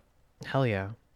So for the TLDR for that, or TLDW for that video, is that Jill, is that microwave was that microwave has a database in it of different foods and how long it takes to cook them, and so you literally just type in a code and it will basically cook the food to the exact specification based on what type of food it is. Nice.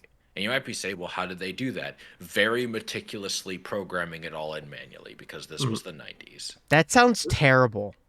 That code video was good. Though. It worked really well. Which one was it? These 11 lines of code are so important? Yeah. Okay, might as well. You're right.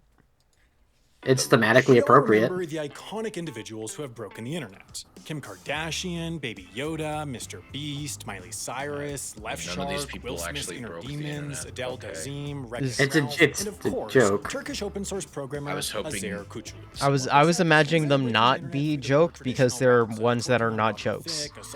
Like the guy who broke MySpace by like putting like a JavaScript malware in it that spread to every file and crashed the site. And then he went to jail for like 4 years. Yeah, I was like, what about the one that was that MySpace? Actually, no, that was a MySpace bug, wasn't it?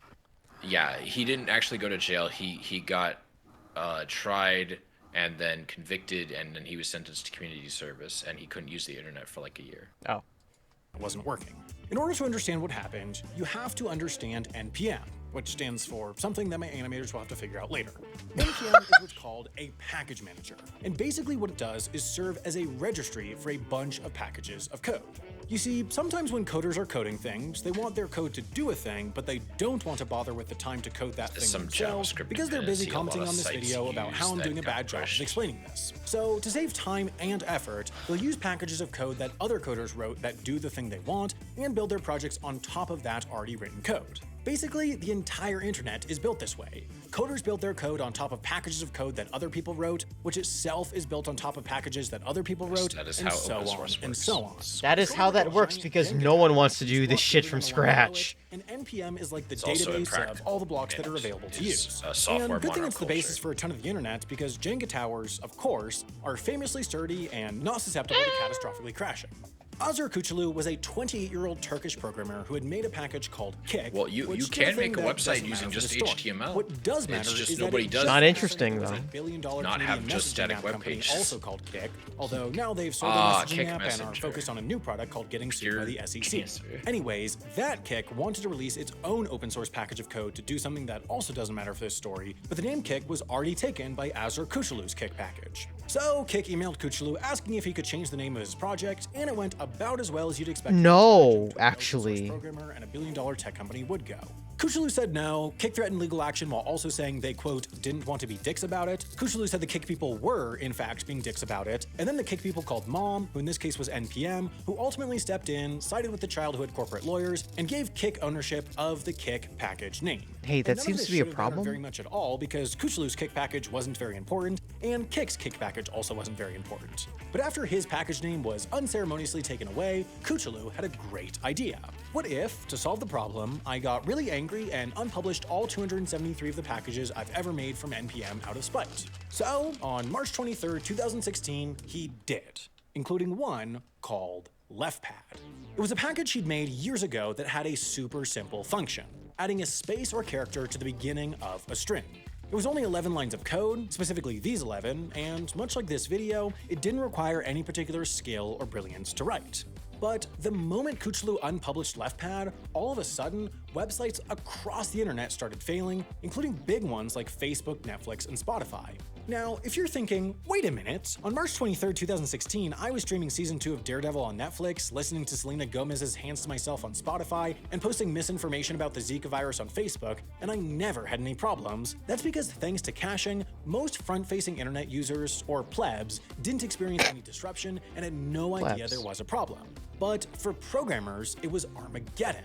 Thousands of builds were failing a second. Now, it's not necessarily that Facebook and Netflix and Spotify and everyone else all used LeftPad directly in their code. I do like It's more that they were all using big, popular NPM packages like React or Babel, and those packages used other packages, which used other packages, which, at some point down the Jenga tower, used LeftPad to add a character at the beginning of a string instead of bothering to write the 11 lines of code themselves. And now that it was gone, all the packages built atop it, even the giant ones relied on by multi-billion-dollar companies. I just remember a video on how everyone's version of Windows is literally built on top of the last one. Exactly. Yeah, that's how that works. The unprecedented kind of. I mean, some stuff gets thrown out. Restoring functionality. Yeah, that's how that works. That's for backwards compatibility purposes. In the end, so. all three of the parties responsible, also, why would you Kuchulu, rewrite Kick, entire and operating system NPM, when put out it's long still blog good? posts, That'd half just be a waste apologizing of but time. saying that ultimately they'd done nothing wrong, and the internet went on being the most powerful and transformative force of the modern era while continuing to exist only thanks to the goodwill of random, unpaid, open source programmers. So, in my opinion, dinner time is pretty much the best. Thank you, unpaid open source publishers. That's literally 90% of everybody who works on the internet. Yeah. Yeah. It has its ups and then it has its downs. It's like Heartbleed. Yeah, where it has its ups. Usually, Heartbleed is because the idea with open source is, oh, you're using this software, you're going to give back to the project, right? Because you're a big billion-dollar company, and big billion-dollar companies are like, lol, no, and then they don't. And so then stuff like Heartbleed happens, and they're like, hey, Congress, you should give open source developers money. What's Heartbleed? Heartbleed was a bug that allowed, I don't know the exact technical details, but it was a pretty big bug that affected basically every single public-facing internet server. There's a video on it. Like a bug? There's a video on it. Okay. Do you want to watch it? Let's do the Tom Scott, because Tom Scott's good at explaining. Yeah, sure. I was just gonna ask if like bug as in like glitch or bug as in like virus. Buffer exploits are one of the basic Glitch. bugs of modern computer science. They are responsible for glitches in games. They are responsible for all sorts of viruses and exploits, and they're also responsible for some major technical disasters. And the last 48 hours, as I record this, we've had one of those major disasters. We've had Heartbleed, specifically, which is, well, at its heart, it's a buffer exploit. So let me try and explain what that is, and the technical folks in the audience will perhaps cringe at how much I'm oversimplifying this, but for the non-techie folks out there, for the folks who are just starting programming or interested in computers, this is how it works. And first of all, don't worry, if you're using a high-level language like JavaScript or something like that, you don't need to handle buffer overflows. It's all taken care of for you in the compiler. But if you're working in C, in Fortran even, in something down at the metal, as it were, well, buffer overflows are something you have to watch for. So, let's imagine that we have a program. Let's just put a box here, some sort of program. And that program is expecting input. Now, this might be a massive file from the hard disk. It might be any kind of data coming in. But let's say it's just a string, just some text coming in. And that string is meant to be a certain length. So that program has set aside a certain amount of memory for it. Just here, inside it. Can you pat Only what comes in is not what it expects. What comes in is a much longer, or even maybe even just slightly longer, bit of text than is being expected. So instead of this, we have this, a little bit more. And what happens Can you poke my head? rather like a train ploughing through its buffers at the end of the platform and screaming into the station, it's going to do some damage. It will continue writing that string into memory past the end of that reserved buffer space. And that's going to cause crashes. Generally, that's going to cause a malfunction in the program when it looks for data and finds nothing, ping, but whatever just got typed in. But if you're a clever attacker, I really if you got know concerned what you're doing, for a if you know second what your there. target is, then you can craft a much longer string just here that contains all sorts of instructions, all sorts of code. If you know what that program is going to look for next, you can just keep on writing into that program and put your own instructions over what's in there. That's a basic buffer overflow attack. Now, the last 48 hours or so, as I say, we've had Heartbleed, and that is a vulnerability in OpenSSL.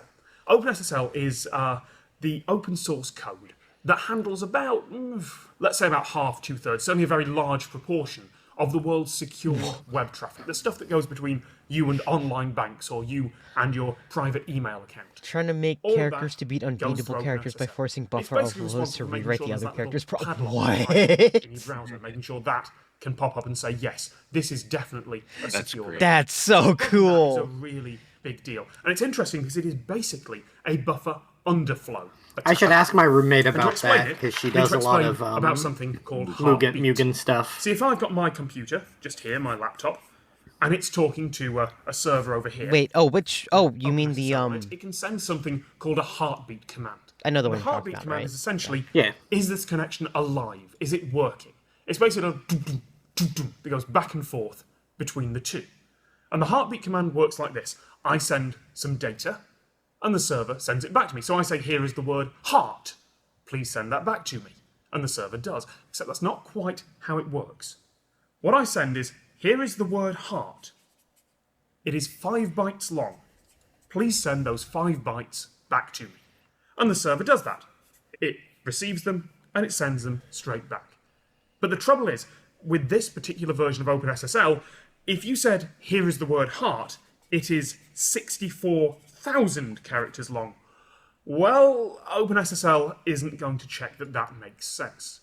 Instead, it's going to open up a little buffer, put the word heart in there, and then it's going to send me back whatever else it can find. It's just going to keep reading from that buffer, despite the fact the buffer has ended. It is going to read 64K of whatever it is thinking at that moment, and it's going to send it back to me.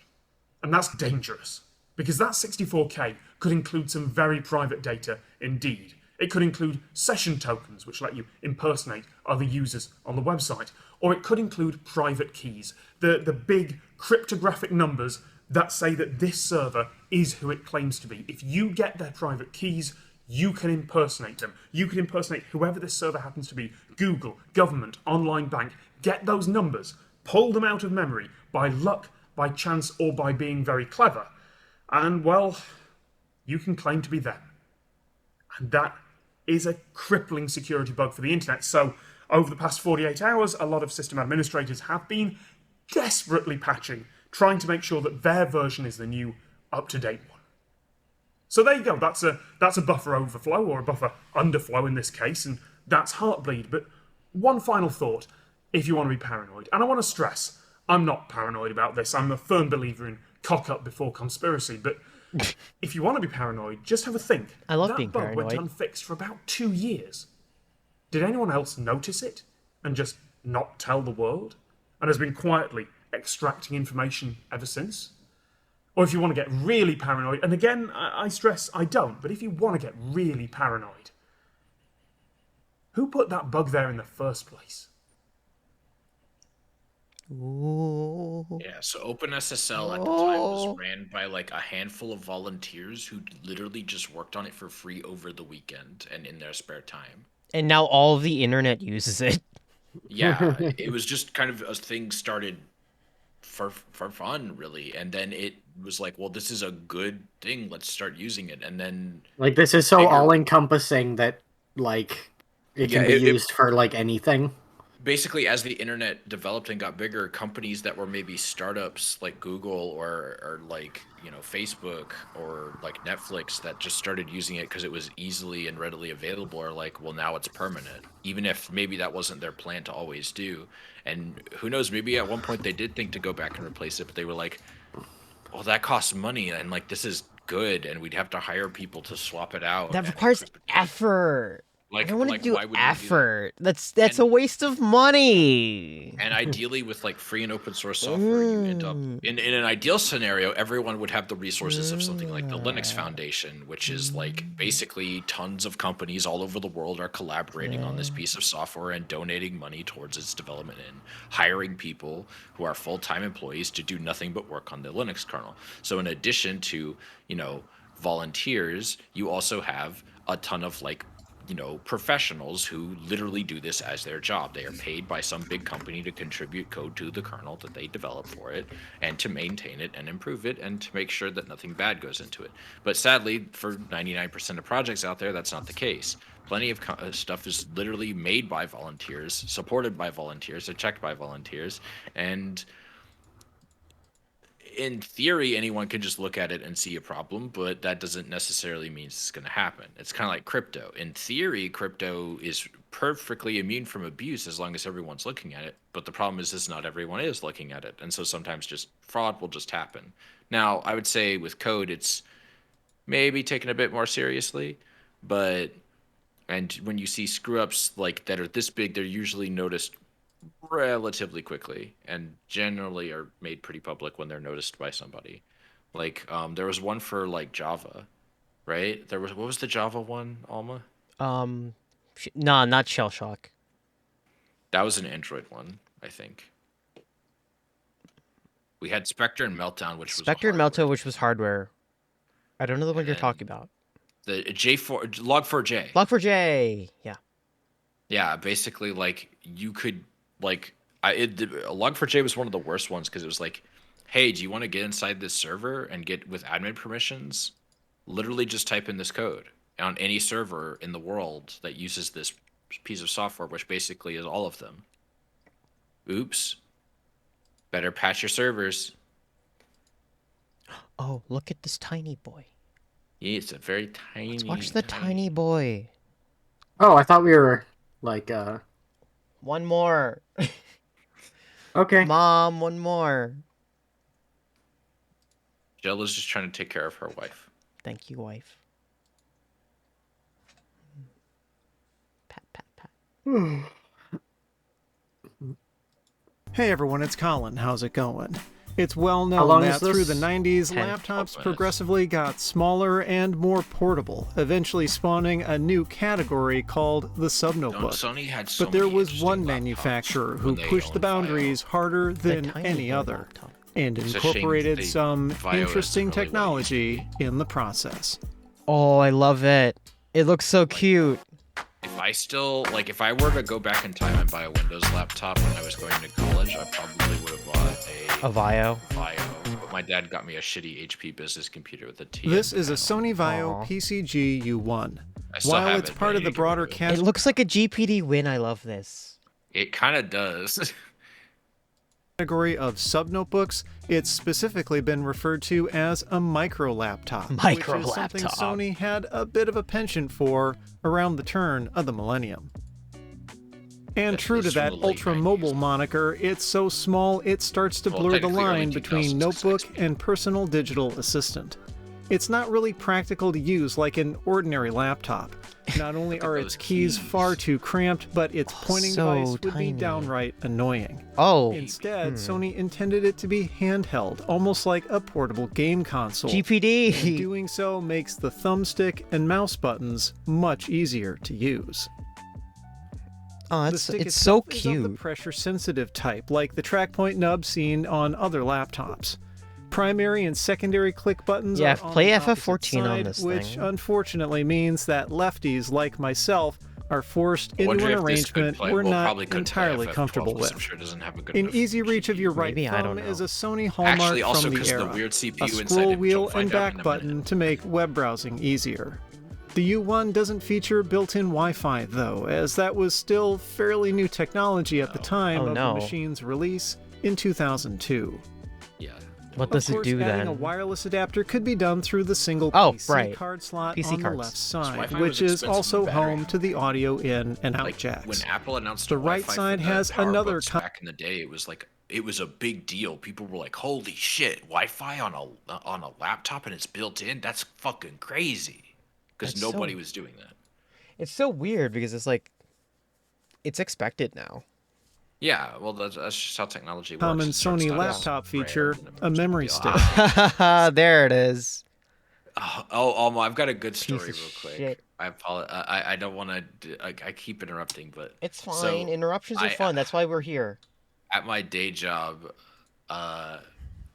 one of the executives had a camera from like he bought for the company to like film stuff on way back, and he happened to find it basically when he was cleaning something out, and he handed it off to his assistant. It's like, here, just get whatever's on this off of it.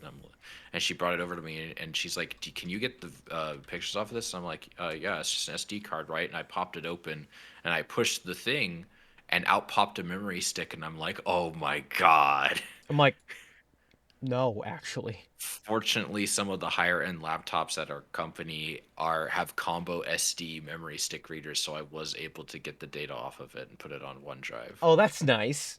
That's So- still don't like I have a I still have my PSP that I basically grabbed a they sold memory stick to micro SD. I'm shocked. Yeah, they had it was like, what was it?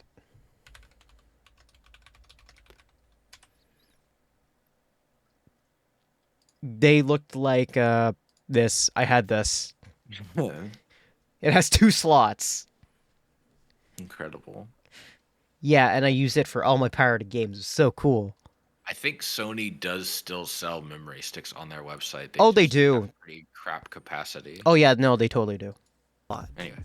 For its size, the back panel is quite decently populated. Yeah. 10100 Ethernet, 4-pin iLink, better known as FireWire, plus a pair of USB 1.1 ports FireWire/iLink is and a weird 'cause miniature it's video out technically socket. an international It standard. was a bit of a It's feat part of the engineering just to IEEE. make this machine as small Everyone as just it had their is, so weird it probably comes as no surprise Weirdo. that there's no room inside it Apple for a panic. battery. Oh. Instead, Oh, the there were battery 2 doesn't even options come for on. packs that could attach to the bottom. Mine has the standard 1800 milliamp hour It's just lithium-ion chucked on unit, there. which is said to provide about It is 3 hours of lithium-ion, use. though. There Not was nickel also a metal larger hydride. 5400 That's pretty milliamp good. hour pack that covered the entire bottom of the Oh, machine God. and offered up to 10 hours. I wish With a weight computer of under batteries 2 were pounds, still like you could just remove them, pop them out. Yeah.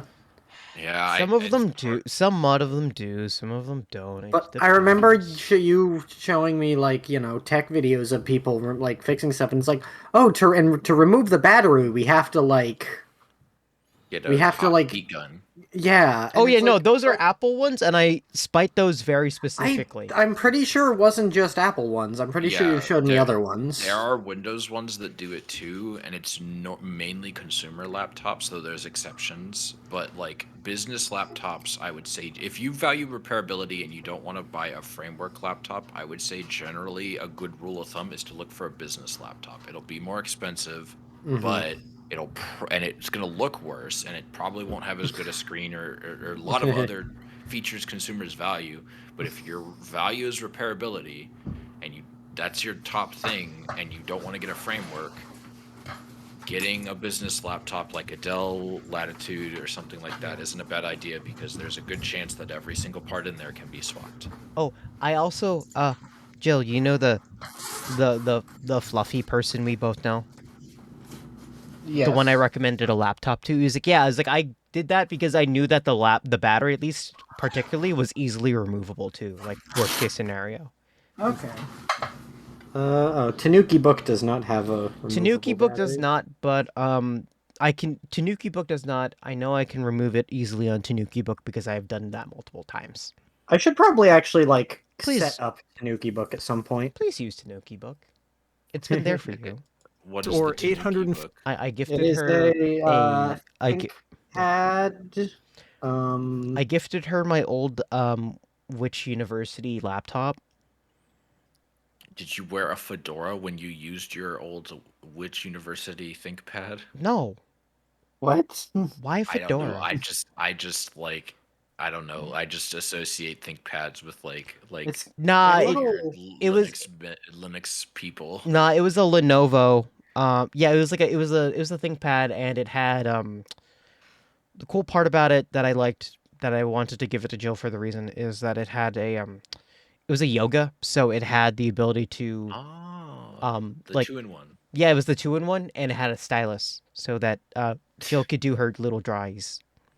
I don't. Oh, Jill, you didn't tell me you do little drawings. I want to see them. Oh, there is a stylus on this thing. Yeah. I have not looked at this laptop much yet. It's got a big red like nuke button in the middle of the keyboard for some reason. That's the nub. track point. That's It's the nubby. little. Yeah, the nubby. You can control the mouse with it. With the nubbies. Oh, but there's a trackpad. Yeah, you have the option of both. It's for boomers. I still like using it because I don't like the idea of picking up my mouse and moving it again. 50 grams, the handheld form factor actually kind of worked. Typing was still difficult, but Sony had a neat trick up its sleeve. I want one for some A button aesthetic. thumb I phrase don't know brought why. up a text autocomplete function that Very leveraged the Y2K. keys on just the left side. Oh my god, it's T9. T9 dialing. Keyboard. Or T9 typing. Unfortunately, it only works in Japanese, though that's probably fair, considering the machine was never sold outside Japan. The display on the U1 That's is rather really nice. good, though. It's a 6.4-inch active matrix panel with an impressively high 1024 by 768 resolution, so it That's looks pretty incredibly good for the sharp. time. This did actually garner some criticism from Western Radeon press, mobility, though, as text ended up difficult to read at times. Sony clearly thought ahead about this by including a zoom button on the screen's right bezel. But its implementation is a bit disappointing. What does it do? I had hoped it would enable a dynamic zoom window you could steer with the thumbstick, Oh, yeah, but I instead know a it's few just a artists that software use an toggle iPad to for change the drawing. resolution to 800 by Some of 600, them really like it. which of course That's- softens the image in the process. That's dumb. It also wasn't really a gaming machine. It came with an ATI Mobility Radeon graphics chipset with just 8 megabytes of video RAM, and though the onboard sound used a Yamaha YMF 753, it didn't seem to Well, support PC gaming hardware isn't MIDI really a playback. thing, If you or wanted especially to play probably in older those games, days, wasn't you'd really be a stuck thing. with Windows built-in Not on software laptops, synth. at least. Not on laptops, not in Japan. This U1 came with its original it was there, Japanese just, installation of Windows XP Home, but They it Can I probably play did- they just- Minecraft? Probably not. Aw. But its it's RAM like had been I don't upgraded think from the many stock laptops 128 in megabytes Japan to were being 256, built for a bit short of its 384 games. megabyte maximum. Nah. This is done through a small panel on the bottom and uses micro DIMMs, a somewhat uncommon What? form factor at the time, but Oh! necessary given the cramped internals. Small. Another victim of its size is the hard drive. There's a 20 gigabyte ATA 100 unit inside, but it's of the 1.8-inch variety. These were notorious for tiny. lackluster performance. They were good enough when used in basically it has MP3 an players iPod like hard Apple's drive iPod, in it. but in a laptop that saw much more frequent disk access, when the SSDs drive would have made the been U1 made feel Inconceivable. slow. Yeah. What also didn't help matters was the Also, choice they of didn't have CPU. as good write Instead of an One thing I still can't get over is the font on this keyboard looks really fucking cool. I know. It's so Y2K. It's aged so well. Option from Intel or looks AMD, futuristic. Sony went with I know, I something love it. quite different. The Crusoe. Like, it's from not a the company Sony called Spider-Man font, Transmeta. but it feels like it's close. Highly Like, portable get ready for computing Bruno devices like processor shit. Okay. Sony's UMPCs were the new trend for computing in the late 90s and early 2000s. But most CPU options at the time were either powerful but power-hungry, or efficient but slow. Crusoe promised a balance of both, but in a very unique way. Instead of being yet another x86 clone CPU maker like Cyrix did I or just see a VIA, split second of Transmeta Dorothy? designed Crusoe around its own custom architecture. No, it's happened a few But to allow it to run x86 operating systems and programs, the company developed a Mahjong technology porn, it called Mahjong code porn, morphing Kojima software. games. In short, this Gaming. was an emulation layer built directly into the Mahjong porn. CPU Times that Kojima allowed games it that to were convert basically x86 instructions to Or ones like- that Are there underlying any silicon. games that are basically Kojima making porn? Hold up, what? Yeah, several. Which I one? believe he had a couple on the the PC 98 back in the day. Yeah. Could I process. guess there were also a bunch of This really could grant early-ass Transmeta- MMOs, too. But, like... Yeah. and its customers. Did you see the tremendous story about flexibility. If a different CPU Yoshida talking about, like, how he played, like, old American MMOs, like, Ultima decades Online. ago? Yeah, he I played don't, Ultima, I don't right? think... No, it was like a King Arthur MMO or something? And he made, like, friends with this person who thought he was, like, a high school girl. It was something... Shadow Camelot? Something like that? Who this was Something of... It was something of Camelot. I Naoki think. Yoshida, the director of FF14. So Naoki In Yoshida 16. catfished people before it was cool. He didn't mean to. Still. CPU architecture needed to be supported, doing so was just a matter of updating that software layer instead of redesigning the chip as a software whole. emulation of And perhaps x86. most importantly, Crusoe was far less power hungry than the CPUs Worry. it emulated. It uses. There were some who 1.2 heralded volts. Transmeta's offering, Tiny. such as Don For Capscott, 100 megahertz, writing for which isn't Computer bad. World Not in bad, early still 2000. tiny. Internet-connected mobile devices were the new frontier, he said, Oh. and power-efficient processors Okay, like the I'm Crusoe remembering were what, integral to their future. He's right. Also, yes. Yoshida apparently, someone asked him if he played FF11, and he said, I missed FF11's launch because I was playing Dark Age of Camelot. Yeah, it was Dark Age of Camelot. That's what it was. Did you play 11? It was like, no, I was playing something else. Sorry. Just playing this way more obscure game from the West. Yeah. Anyway.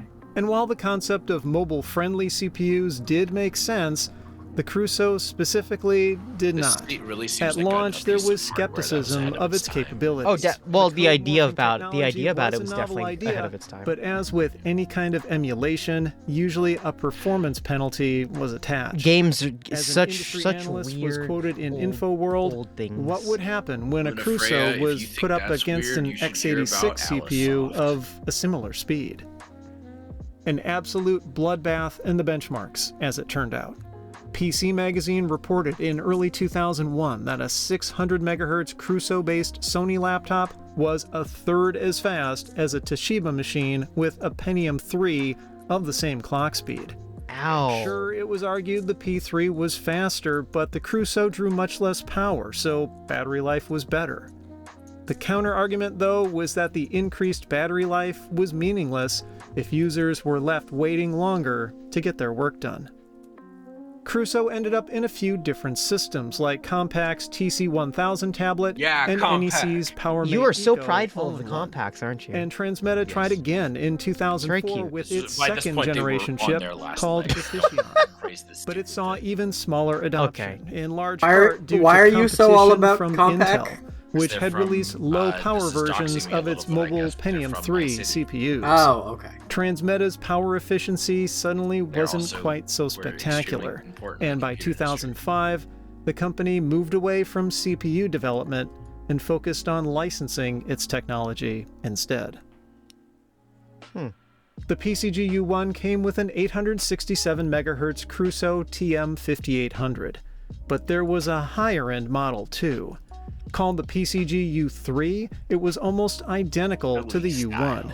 The U3 had the same form factor, ports, and features, but came in a dark blue and black enclosure. It's a better color, Its key honestly. differences were on the inside. Well, true. It stepped up to a 933 MHz Crusoe, Microsoft just came with needs to release 256 F9 3, megabytes and of then they RAM will by be the default, biggest game and publisher maxed in the out world. at 512. Due to equal parts scarcity and novelty, these machines are fairly collectible among retro tech enthusiasts. My U1 was not cheap to acquire. It cost me $245 US from Yahoo Auctions Japan. I'm seeing a lot plus of stuff shipping called and proxy rants. buyers fees.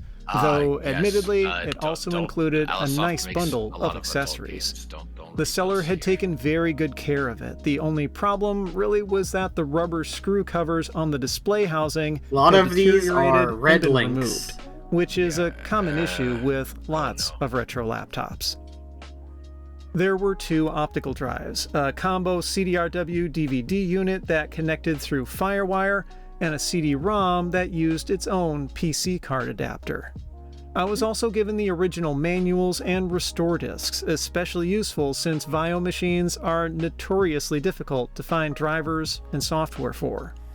A spare 1.8-inch hard drive was even included, though I'm not certain of its condition. And rounding it off, the seller threw in a cute. VAIO-branded USB mouse, complete with its packaging. It's terrible, and but it that looks very cute. Sony-specific video adapter. Also, the packaging is also very cute. The U3 I bought was a vastly different story. It was downright cheap. I won the auction for only $30 US, going up against a few other bidders. But there was good reason for this. The machine was sold as junk. That is, for parts of repair, because its LCD panel had gotten cracked. It seems to work Goddamn. otherwise, so there's hope for this one. But finding and replacing its screen will be a project for another time.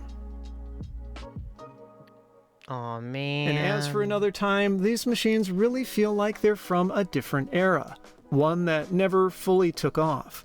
UMPCs existed in a niche that relatively few found appealing.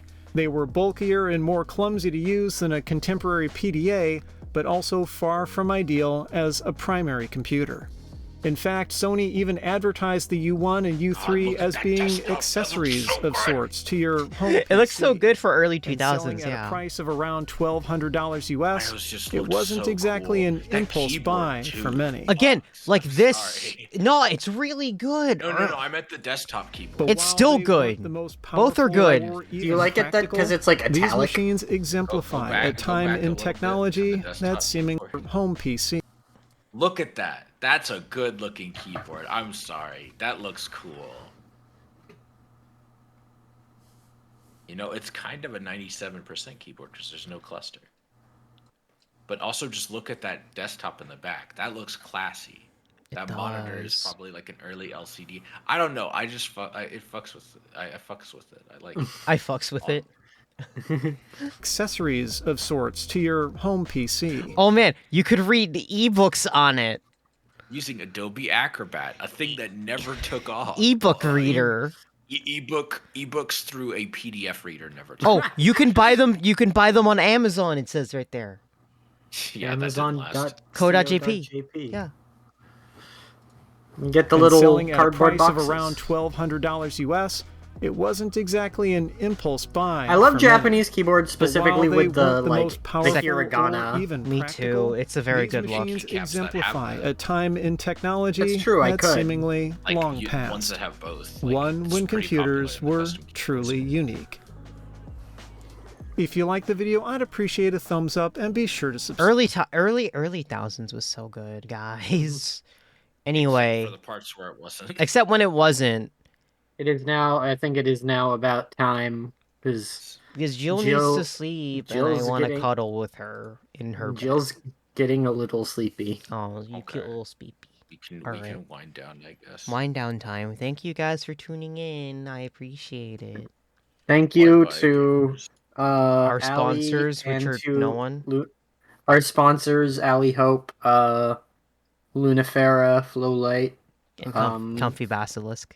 Comfy Basilisk, and hold on, there's one more. Turncoat Pilot. Yeah, thank you.